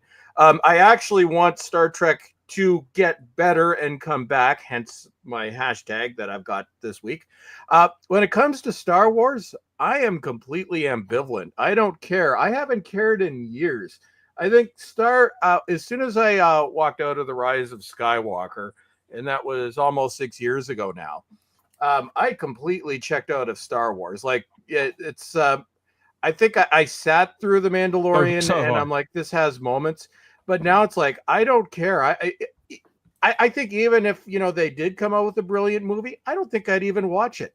Listen, the only thing they could really do, I think, to reboot will be for the which they're not doing, but for the 50th anniversary, I mean, maybe announce it, have a movie set 10, 15 years after Jedi, starring Luke, Leia, and Han, recasting them, right? As older versions like Sebastian Stan as Luke Skywalker, whatever. And then have a new trilogy and have that be the new Episode 7. Honestly, I think they blew it when instead of doing the sequel trilogy, they should have done the Thrawn trilogy, the Heir to the Empire. Yes, back when Carrie Fisher was alive. Everybody wanted to see Luke, 100%. Leia, and Han together.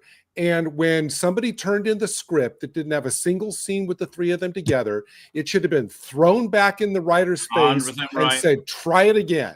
Yeah. And so they could have adapted that trilogy. It would have been amazing.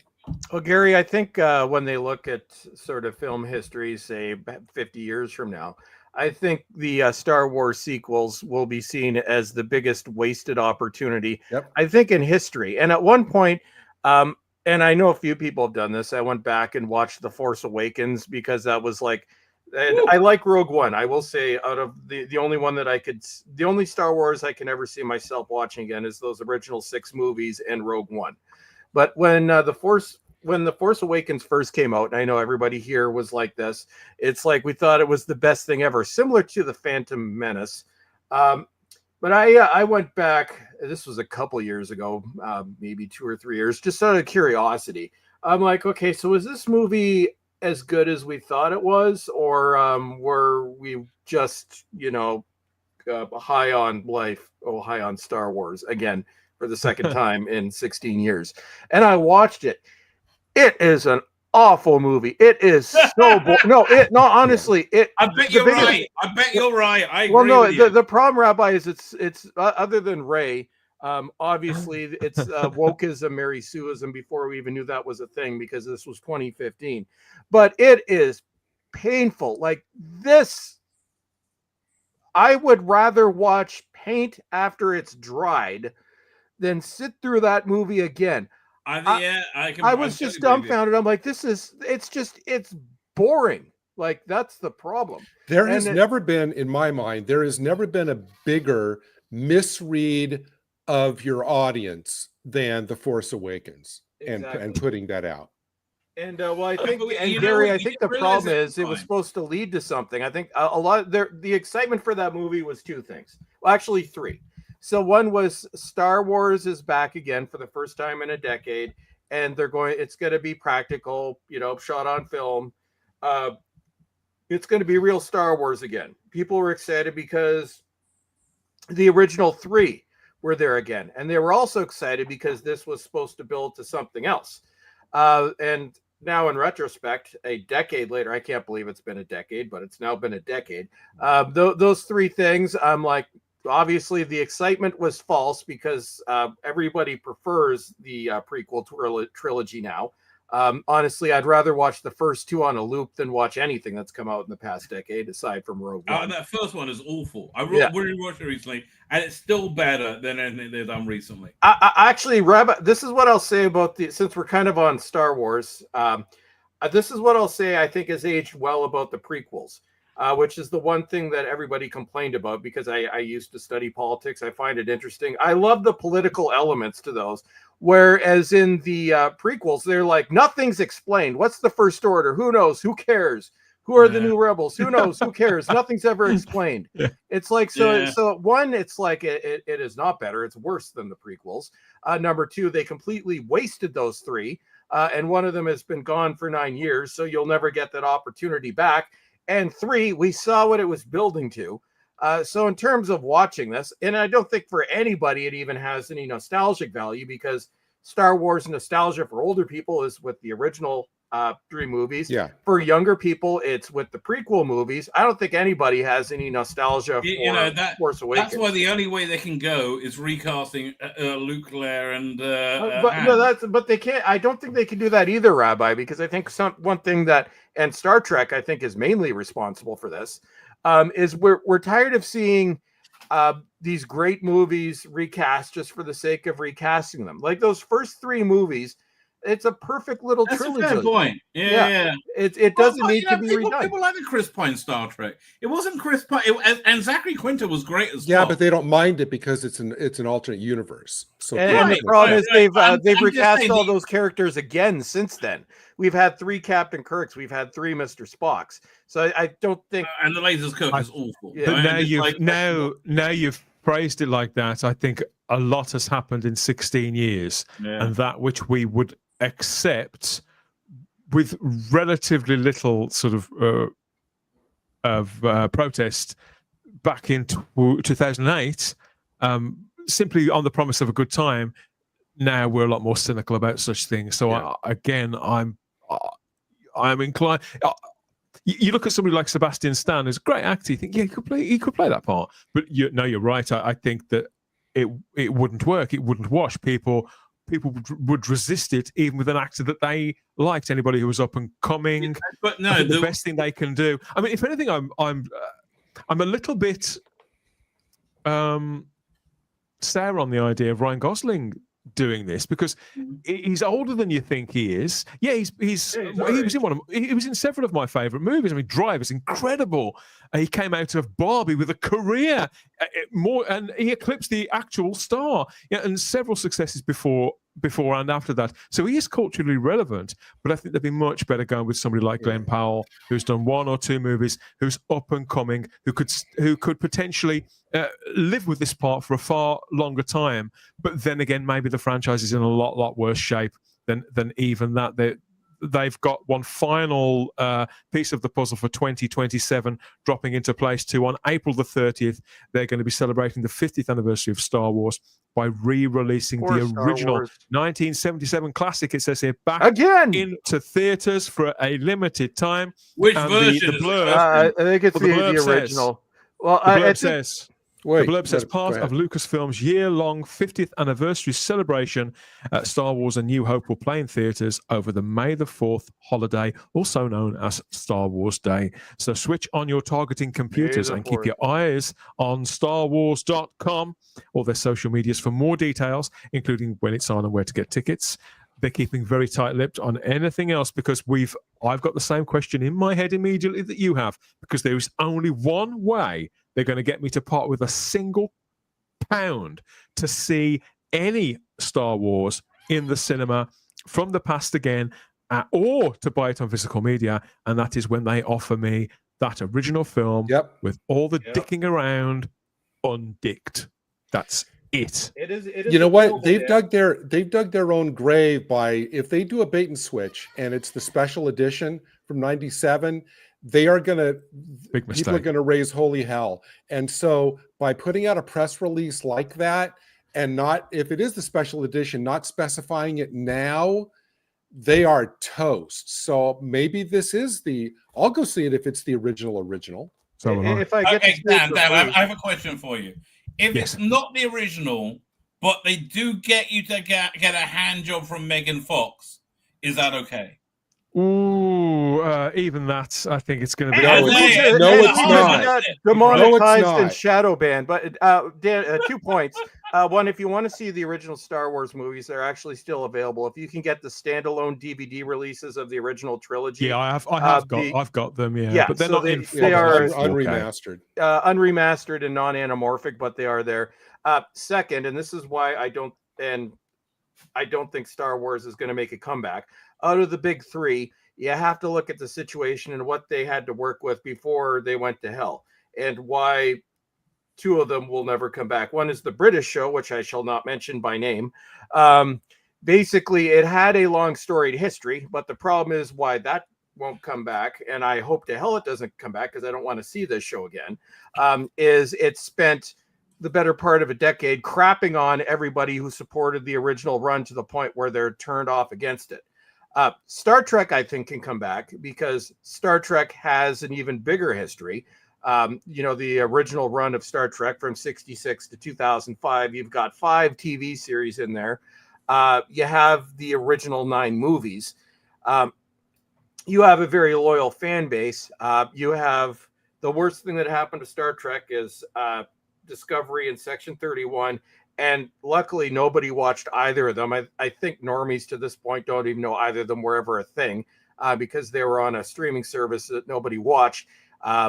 If they can get the Starfleet Academy thing out of there. So I think Star Trek, because it does have so much to work with, had so much to work with before the woke time, I think it can come back. I think Star Wars, unfortunately, before everything went to hell, and I'm not talking about the expanded universe because that's more for Star Wars fans. What Star Wars had before the woke time, which began in 2015 with their comeback movie, they had 6 movies and only 4 of those 6 were actually any good. So Star Trek or Star Wars has a lot more, just most of it now is bad. It has a lot more bad product compared to good product. Everything that it's released since 2005, aside from Rogue One, has been absolute garbage. So that's why I don't think, Star Wars didn't have that much to work with to begin with. It had those 6 movies. I think it's best left to the past. Give us something new. Doctor Who can burn in hell. Sorry, I didn't mean to mention it by name. Sorry, Dan, my bad. I'll go stand in the naughty corner after I'm finished. But Star Trek can come back if it's done properly, and they jettison Starfleet Academy into hell before it sees the light of day. That's my view. I don't think Star Wars, after the past decade, I don't think it can come back. I think people are just ambivalent. They're complacent. They don't care. I think The Acolyte might be one of the worst things released by any of these series, and that's saying a lot considering Section 31. They buried that in record time, didn't they? Yeah. And other series that they've made, which there's been a couple of them that I have enjoyed, like The Mandalorian. I really enjoyed the Obi-Wan show, and I'm sure that Andor has the merit that the Rabbi sees in it, and others. And those animated shows again that I mentioned earlier on, they were, from what I could see, really, really good. But none of them have moved the needle. None of them have had any cultural impact whatsoever. Star Wars belongs on the big screen. Yeah. And so if they haven't got a big screen franchise, they haven't really got Star Wars. They've got something that sort of tends to be Star Wars. Sort of move. It feels like fan fiction. That's what we'd say about other franchise. It all feels like fan fiction. Honestly, Star Wars mostly is an animated franchise now. I don't think that's what I think. There's some, even with the animators, people want it on the big screen. I think it's like I don't see them getting it from any of the next 2 movies coming out. I think they seem like fun, interesting movies. They don't seem like Star Wars movies. Now, for me, a Star Wars movie, I think does need to be a broad story of good versus evil, like a morality play with laser swords. I think that's kind of important. It's a fairy tale mixed. It's a fairy tale mixed with a western and set in space. It really isn't very complicated at all. And just like James Bond, it belongs, in my view, on the big screen. I agree. We're going to have to move on. Other opinions I are was just available. going to say, like, super quick. I just want to say that for this re-release, unless Hand shoots first, I don't want to see it. Yes. Very good point. Great barometer. Remember when we thought that was the worst thing that could happen to Star Wars? We'll end it there. Mega based there, Gary. Hopes may not be high, but that seems to, for my eyes, to be very clearly where they're trying to go with it, where they want to take it. they've got 2 years to sort of turn things around a little as the culture turns around. Who knows what's going to happen. I'm going to keep my eyes out. It's one of the big three. How can we not occasionally look at Star Wars and most of the others? Ultimate in video stores. Anybody knows Video Biz is the place to go for the latest movie releases. Let Video Biz spirit you away to another world with one of the largest selections of movies in the Metroplex, and our service is so good it's scary. So for something to entertain your waking hours, or for those who never rest, come to Video Biz. To go anywhere else would be a grave mistake.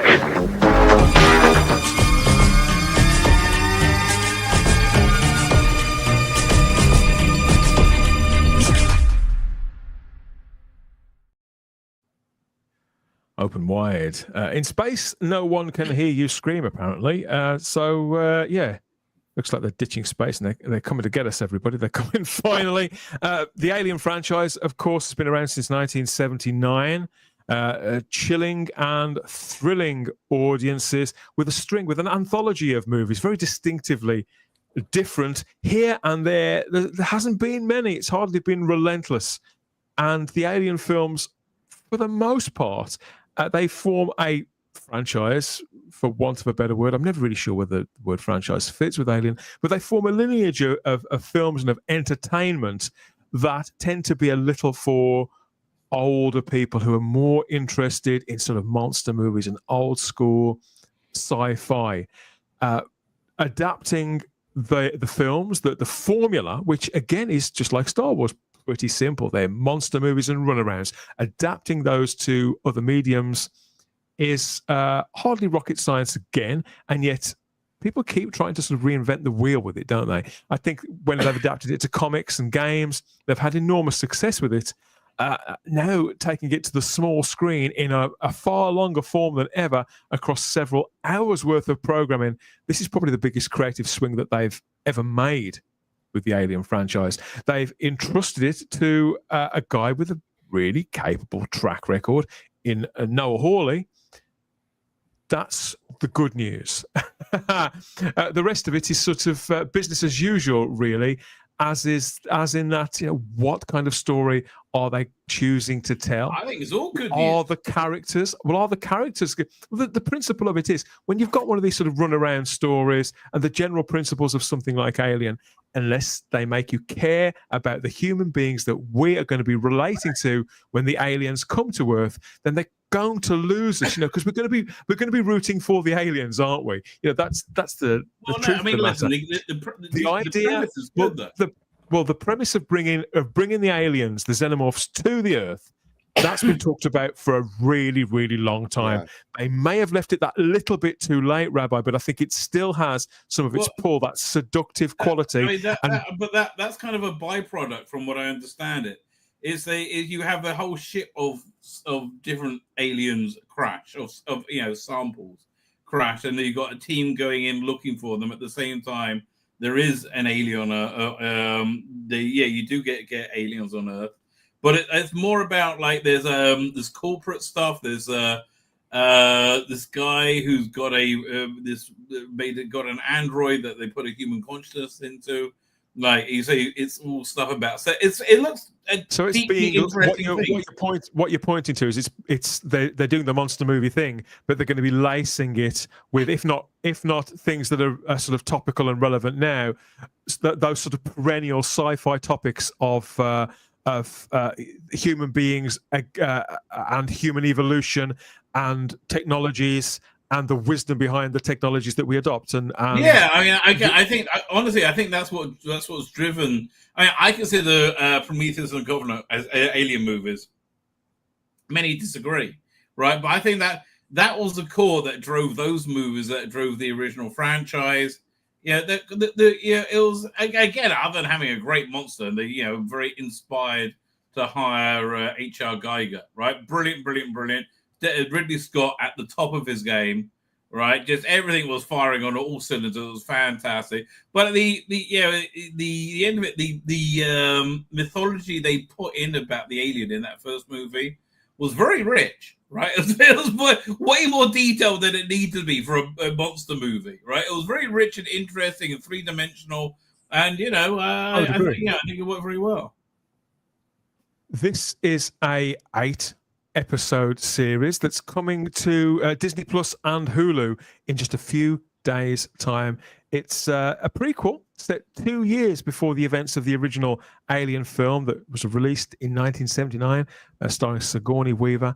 And this is how it's rolling out here. So we get the first 2 episodes on August the 13th, 12th or the 13th, depending on where you are in the world, and then an episode each week until it's all completed towards the end of September.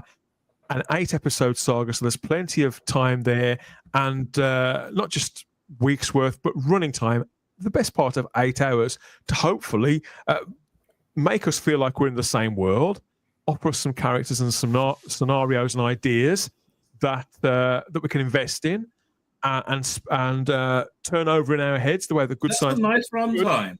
And potentially we could get some nice thrills, some sights that we maybe haven't seen before, little twists on old favourites. I think this could be fun. I think the proof of the pudding, obviously, it's going to come in the eating. And the only real indicator that we have that it's in safe hands is to look to the track record of Noah Hawley. They didn't arrive at him overnight to run this thing. He's somebody who's come off the back of several high-end shows. I mean, the one that I enjoyed the most was definitely Legion, which was set in the X-Men universe of the movie star Dan Stevens as Legion. It was a character. He was Professor X's son in the comics. I was never quite sure who he was meant to be in the TV show, but this was full of wild ideas and yet was populist too. I understand he also went to work on the Fargo TV show for a while. I lost track of that. Oh, no, he was totally Fargo. That's 100% his baby. Oh, was he really? Because he seems to have that. He seems to be a populist who has a sort of auteur's edge to him, Rabbi. I mean, you've seen to watch more of his stuff than I have. Exactly who he is. His Fargo stuff's excellent. That's how I first saw him. He's had a couple of duds, like Lucy in the Sky. I haven't seen it, but it's like was it the Ministry of Ungentlemanly Behavior? I finally watched the first 30 minutes of it on Friday, and I said, "Oh, that's why I've never seen this movie." So Lucy in the Sky is kind of the same thing. I haven't seen it, but I hear it's crap, and it probably is, right?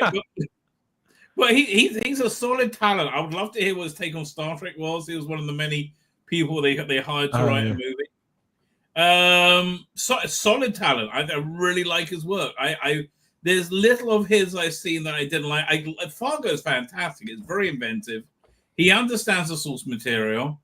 He's got an interesting new take on it. I hope he doesn't contradict Prometheus and Covenant.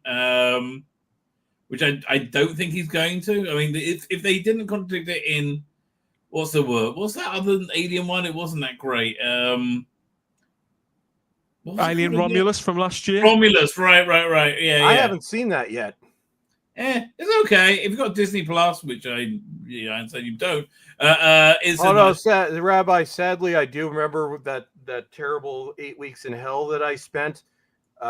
Covering a thing that I'm not going to mention. It's on that. There's a lot of good content on it. They got that Jaws show on it as well. That's worth watching. I got like 6 months for $2 a month, so I'm still on. Yeah. That. Okay. There's content. What Alien Romulus was able to do was to show us that it was still possible to tell a story and to give us a lean feature that felt like an alien film. It didn't feel fraudulent in any way, but what it did fail to do was to move anything on in any real way, creatively. So it's a good watch. It's a solid enough film with some high points, but it doesn't. That's fundamental to an alien movie. It's got to have a unique creative voice, right? Alien had a unique creative voice. Aliens too, and it's a different take on it. Alien. What do you call it? Cubed and the French guy as well, right? They all had their that's why I think Prometheus and Covenant work because they had Ridley Scott's unique creative voice. Romulus is distinctive in some senses, but it does play it sort of safe compared to what we're used to. It's a game. Whereas here with like somebody like, in some senses it is, yeah. But here with handing something like this to Noah Hawley. and giving him 8 hours to play with, which is a reasonable length of time, particularly when this has never been on television before, and when you were looking at something which isn't like a Star Trek that can go pretty much anywhere with a cast. It's just not in its DNA to do that. I think this is a very interesting project. Yeah, it's been cooking for a really long time, since 2019. Indicators are pretty good. I think they're pretty good. Science versus nature is where the Alien franchise lives, says Cliff Maxwell. Hi, Cliff, in the live chat watching on YouTube. This series seems like it evokes virus and corporate overreach by the trailers. Again, that's also I love something that we're used to. The guy with the blonde hair is what's the name? Famous actor. Seen him in a bunch of things. Anyway, it's cast well, it's written well. Timothy Oliphant, you're talking about, aren't you? That's the guy. Yeah. No, I'm really excited for this. Again, I think this has been the best year creatively for a long time. In the cinema, we've had Mission Impossible, which I liked, the Superman and Fantastic Four. All three I feel weren't woke at all. Right? So I was and Naked Gun. I mean, Lucy I haven't seen it yet, but I want to see it. Lucy just suggests this is Lucy suggests here in the live chat this is a dumb idea to bring the aliens to Earth before. Yeah, I don't get classic aliens. Yeah, I don't get it either. I don't get it either. I think it's going somewhere. I'm trusting I don't get it either. And usually I wouldn't say it would make me throw hands, but it would significantly power down my expectations. Unless but it's this guy. It's secret. It's no. I feel that the franchise has been slightly damaged. I think that the prestige of Alien has been damaged a little, is a little battered. But I think that's involving somebody like Noah Hawley could actually give it new sheen. I think that this, I'm happy enough to sort of roll with this. I mean, Cliff doesn't think that 8 episodes is enough. Far too short. I think it's more. I think it's about right. My instinct is it's about right. If it's one self-contained story. That's like 1 8-hour story. Yeah, that's fine. As long as they don't. And I haven't seen any Alien movies since the 3rd one. So as long as this series doesn't require intimate knowledge of like Prometheus and all of these other ones in order to understand it, just keep it self-contained with a few side stories. That's all I need. Just do that. Sentai Ranger Donny is in the live chat. Hello, guys. He just says hello to everybody. The Burnett Work Raid. Say hi to Rob for us. Rob has promised to come back on our show, and I haven't hit him up for a little while. So please, if you are in contact with RMB, tell him the guys at the Spacebook said hello, and yeah, I'm gonna drag him back on. Whether he's got the time or not, thank you. So I'd say in the live chat here, some people are feeling this and curious. And I think that's probably the best they can hope for, really. The people who are making this, it's on Hulu. Hulu in and of itself is obviously it's been bought by Disney, along with everything else that came with Fox. They seem to be putting quite a lot into this series. It's an ensemble cast. There's names. These are names that I don't really recognize, apart from Timothy Oliphant, who's a fantastic actor, been in some great stuff. Ezzie Davis is there, Sidney Chandler, Alex Lawther, Samuel Blenkin, and Adarash Gurav. And we know very little about it, apart from a really kind of loose premise. It marks the first time the xenomorph threat comes to Earth in the franchise's history, and telling us where it's set. So I have actually stayed away from the bulk of the trailers, just looked at a few promotional images to get the feel of it, because I don't want this necessarily spoilt for me. I feel that this could be a genuine event that I want to sort of savor each week. Well, they are dropping it globally the same time. They are making it a global watch-along thing. It says here that it's on Hulu on August the 12th, but on Disney Plus in Britain on August the 13th. So that's probably a time zone thing, isn't it, Rabbi? Yeah. The promotion at San Diego for this was phenomenal. What did they do? They had the promo art for this, like the entire side of a building, like one of the huge skyscrapers. Oh, I saw that. It was very just cool. The art for this building, and they had like a whole thing that that attendees can go into. They recreated like a crash site. You can go in and explore around the crash site if you were attending Comic-Con. It was like, okay, Gary, it looked I gotta great. tell you, there used to be this thing in London called the Alien Earth Attack or something. Anyway, it's essentially you got to be in Alien for 10 minutes. It was awesome, right? They took you in, and everyone's dressed as like colonial marines, and like, okay, and they're all American. They're like, okay, we're in a facility. We're gonna see a xenomorph.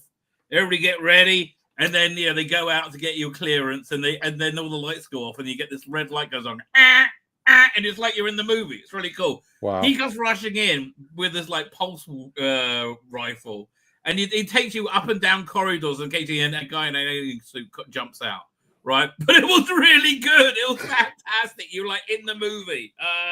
I liked it a lot. Yeah, it was much like that, and they had they had the sound going well. Everything was really perfect for it. That was the best Aliens experience I've ever seen. It was fantastic.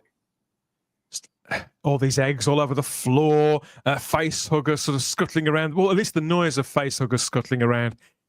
It's also evocative. I mean, I love these movies, even the bad ones. I sincerely, and the fact that we only get one every now and again, I think could be part of the appeal. So obviously, I'm worried that we're going to get 8 or 9 hours worth of runtime here within a couple of months. But it's been a long time cooking. They're clearly very sure about the story that they're going to be telling. They appear to have the right guy involved. So that's why I'm all psyched up. I mean, could anything go wrong, Chris? How are you feeling about this? This is one of those that my level of interest was lukewarm. I still haven't seen Alien Romulus. It's on the list of, it's not something that I'm adverse to seeing. It's just nothing that I've ever prioritized. Just like I'll catch it at some point. I think this is the story that we should have gotten in 1993, which we were supposed to get in 1993. Instead, we got that Studio Frankenstein mess that we ended up with. I'll probably check out the first episode. But this will be one of those where if I'm not hooked in the first episode, I'm just tuning out. Yeah, I hear it. It's have you seen the director's cut of the third one, which is way better than the original? No, it improves it substantially. But I think the whole idea for the third one, as much as they fixed it, was flawed. Like just the prison idea. I get what they were doing, put it in a prison, make it, claustrophobic, maybe like the first movie. But it's like, you'd already done the claustrophobic alien in the first movie, and it was done very well. They should have done something different. And they had so many different versions of that. It was like, I think it just came off the one where it was the monastery space station. That one was, which was quite a good version of it. That one is so batshit. I would have been interested. That was crazy. That one did sound crazy. But I'm excited for everything Alien. Quite frankly, I mean, I didn't see Alien versus Predator. I'll watch it if it's good. Like I'll watch the whole thing. But Alien, it's an odd franchise. It's very similar to the Terminator. The first two movies were brilliant, and James Cameron was involved in both franchises. And then both franchises fell into complete mediocrity after that. Like you have Alien 3, which was better with the alternate cut that came out years later. Alien Resurrection. I made the mistake of watching that in the theater and haven't seen it since, even though I owned it both on DVD and Blu-ray through various collections. Alien versus Predator. I haven't lasted in years. I remember liking the first one. I saw it, but it was garbage. Yeah. And the second one was even worse. Well, then you had Prometheus, which, that's George Lucas. Don't be careful what you wish for, because Ridley Scott came back and we got that. That was a mess. Although all I remember now is I hated it and it was a mess, but I can't tell you a damn thing that happened in that movie or the one that came I liked it. I'm a big fan of both that and Covenant. And I haven't seen Alien Romulus.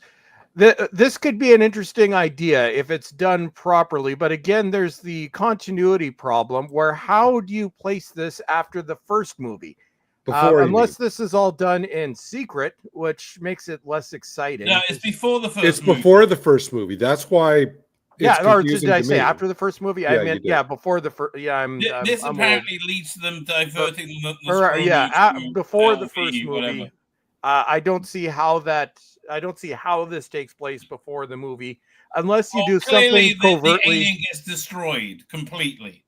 Well, yes, but I mean, like that's where the only way that I see it, and like I said, this is totally just I'm going off knowledge of the first three, is if they explain that the Nostromo was off Earth at the time and out of communication, and they've been unaware of anything that's gone on back on Earth in the last like 3 years or whatever, so that crew would have no idea of any of the events of this series. That's how you could explain it, I guess. Yeah, it's easy to explain. It's not hard. I think they need to make it exciting. One thing that will turn me off instantly is if they go the route where it becomes like a mystery box conspiracy show, which is something that, like, to me, that's done the most boring. Like, that's what eventually killed the X-Files. It's done to death, and it's a sure sign that it's a sure sign that a creative simply doesn't actually have a take on the franchise that they're working on. The main story. Sorry. I'm just looking at the comments here in the live chat. We've got quite a few comments here of people sort of generally sort of circling the series and wondering what it's possibly going to bring. Lord Thoth says, I'll give it 3 episodes. I think 3 episodes is fair. I think that's fair. It's nearly halfway through.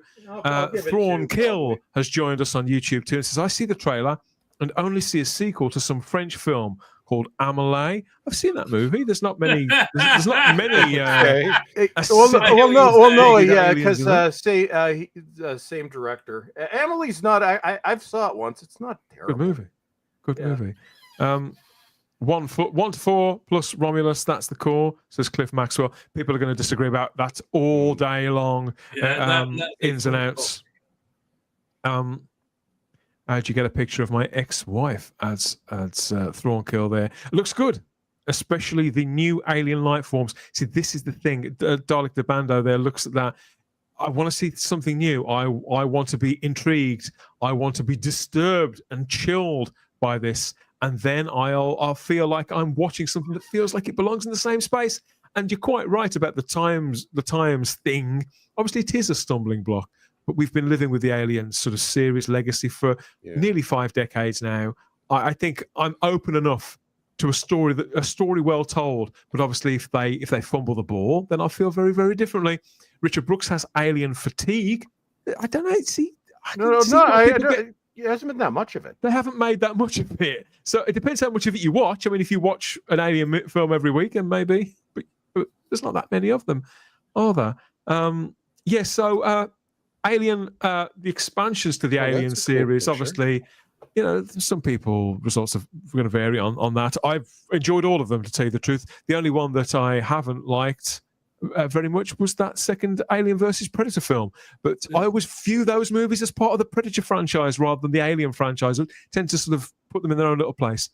Plans for an Alien TV series, believe it or not, have existed since 1980. Fangoria magazine ran with an article in June of that year, whereby 20th Century Fox, it says here, this is in issue 6 of Fangoria, 20th Century Fox was considering developing a series for the ABC and were hoping they were going to pick it up the following year, but they ultimately never did. Whereas this Alien series, Alien Earth, it's been in the works since 2019, it says here. Obviously, since 20th Century Fox was first swallowed up by Disney. Yeah, I'm really surprised they didn't go with the sequel to Covenant and instead of doing Covenant as a movie, we'll do it as an 8-part miniseries for a streaming service. That would, it'll be a huge profile to have. What's his name? Magneto. Problem is everybody hates those movies, so I think they don't all hate them. I think I quite like them. I think I like them. I think we are in the minority, though, Rabbi. I'd love to see that third movie. Okay, Rabbi. Here's what I'm going to do just for you. Okay, Rabbi, I'm going to do this just for you, since I barely remember either of them. Like, I remember nothing. I will watch them again with an open mind, and I will reassess. and see. I will either proclaim that they are good, or they are equivalent to what my dog left on the sidewalk this morning. That's fair enough. That's fair enough. I mean, again, they're not. I don't think they're as innovative as his original Alien, but I think they are legitimate Alien movies that go somewhere new and does something new with the world. All right, and it delves into new ideas. I've rewatched both of them, and I found them very, very solid. Plus, I have to say, the physical media of Aliens releases are fantastic. I love those. You got like 4 or 5 hours of documentaries on each movie. It's wonderful. From the quadrilogy, and then it was the quadrilogy on DVD, and then it became the anthology when they re-released it on Blu-ray. Right. I still have on that. Prometheus, you had this incredible making of it. It was like about 2.5 hours. It was like as long as a movie, and it was fascinating. I loved it. So yeah, listen, I think physical media. Alien loves the physical media, right? You always get great versions of it. And please do not, to the filmmakers of this, please do not end this on a cliffhanger to another series that won't come for another 4 to 5ve years. There's no ending on a keep cliffhanger it self-contained. for another series that won't come for 4 to 5 years. That's actually another thing that that's something that will turn me off to a series that I'm thinking, and it doesn't matter. Well, especially if it's on Netflix, but any streaming service, if it's something that I'm thinking of watching and then I hear it ends on a cliffhanger, I'm like, no, I'm not going to bother with that. We'll be lucky if we'll be like when in Severance season 3 that's supposed to come out in what 2030 something. This needs to be for the most part a very finite thing. Yep. Particularly as they've never tried it with the Alien franchise before. So are we going to get swallowed up by this? Is it going to be compulsive viewing? Not long until we find out. So Alien Earth begins on August the 13th. It's the same with episodes 1 and 2 dropping same day, and an episode each week until it concludes on September the 24th there with episode 8. If you are a binge watcher, I suppose you could wait until then and do an entire weekend of it, but I wouldn't like to see the state of your pupils when you emerge from 8 hours of watching this series. It does look fairly dark. The darker the better, the more disturbing and chilling the better. Bring it on, I say. I'm really down for this. Very much looking forward to it. And you'll get our takes on the opening installments of Alien Earth on the next edition of this show. Let us know what you think, of course, of the Alien legacy, of your appetite for this series, if you have any at all, because I know that there are some very cynical people kicking around and who simply aren't up for this, in which case, fair enough, you can't please all the people all the time. For some reason, though, right now, I'm sort of down for this. I want something to sink my teeth into, really, and hopefully to make me feel the way that I felt when I saw those original Alien movies in the 80s and the 90s. We shall see. Psst. Got any dirty videos? Bet you haven't seen this. The Scotch Video Head Cleaner. It cleans up dirty pictures caused by dirty video recording heads. Oh, glory. Look at that bone structure.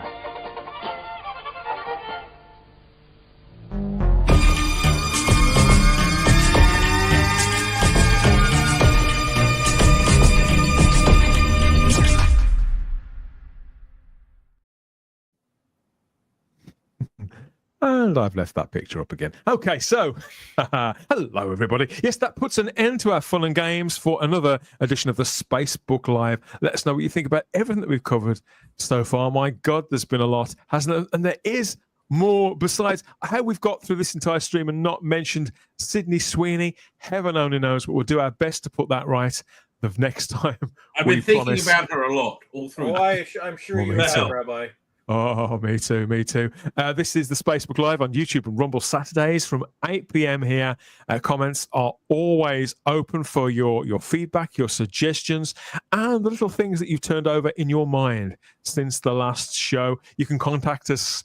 You can contact us all through our social medias too. Let's do a round of where people can be found. First of all, a Rabbi from another planet, Svila Bekin. You've made it through to the end of the show with I have. I'm quite impressed myself. Creamed. I know. I am cream crackered, but I will persevere. You may find me them crackers, yo. Well, yes, cream crackers are the best, baby.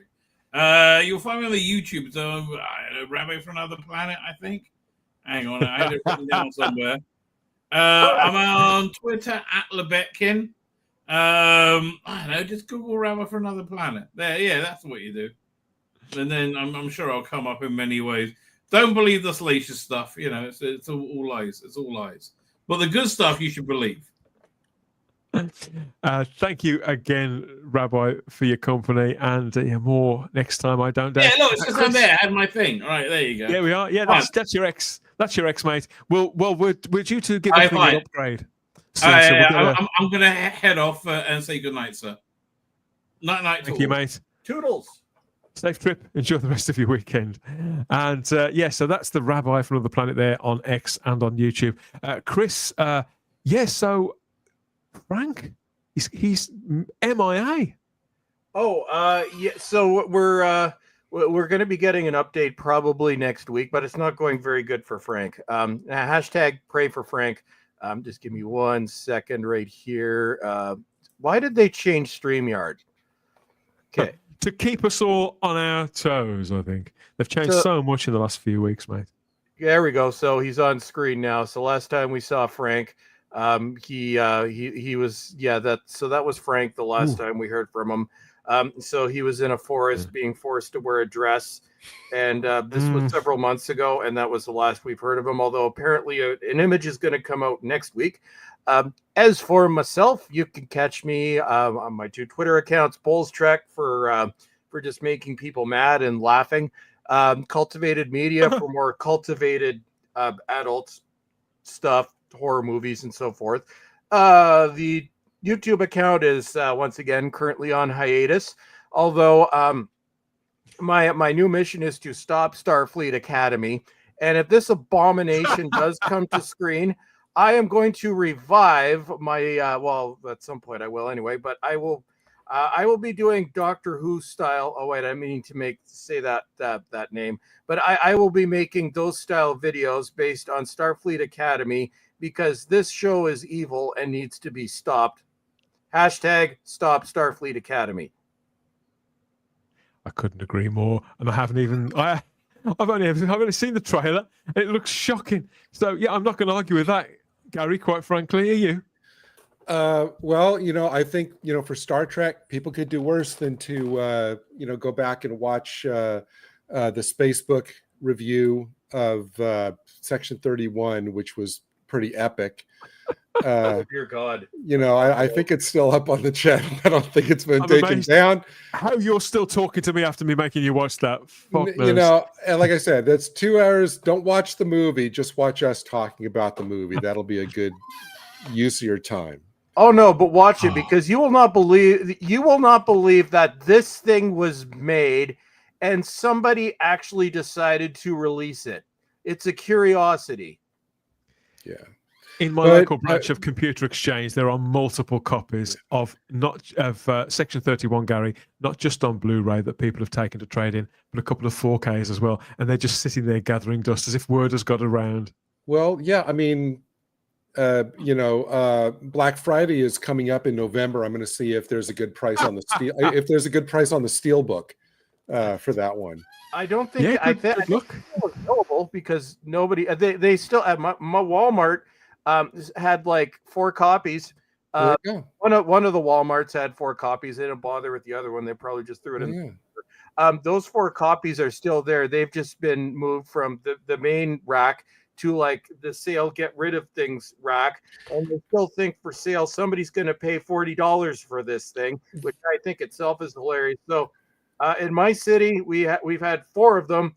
None of them have sold. Not even the DVD sold. Well, Walmart and Best Buy over here have adjusted their sensors. That you walk through at the when you come in the store. They've adjusted the sensors to not detect the Section 31 Steelbook. So if you want to rip them off, that's fine. Nobody will catch you, but it'll help you. It doesn't count as shoplifting. That's right. The environmentalists are not happy about this, because it's going to take up space no matter what you do with it. Thank you, Stephen. Yes, it was. It was a legend.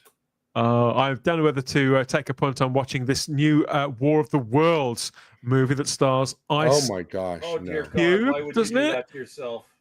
It sounds like a laugh. I've seen lots of iffy War of the Worlds movies. Oh over the no, years. Dan! You know what? If anybody has a War of the Worlds urge, go watch the '80s TV show with or the original, or even with Jared Martin. Tom with Cruise. Jared Martin. That's right. No, Yeah.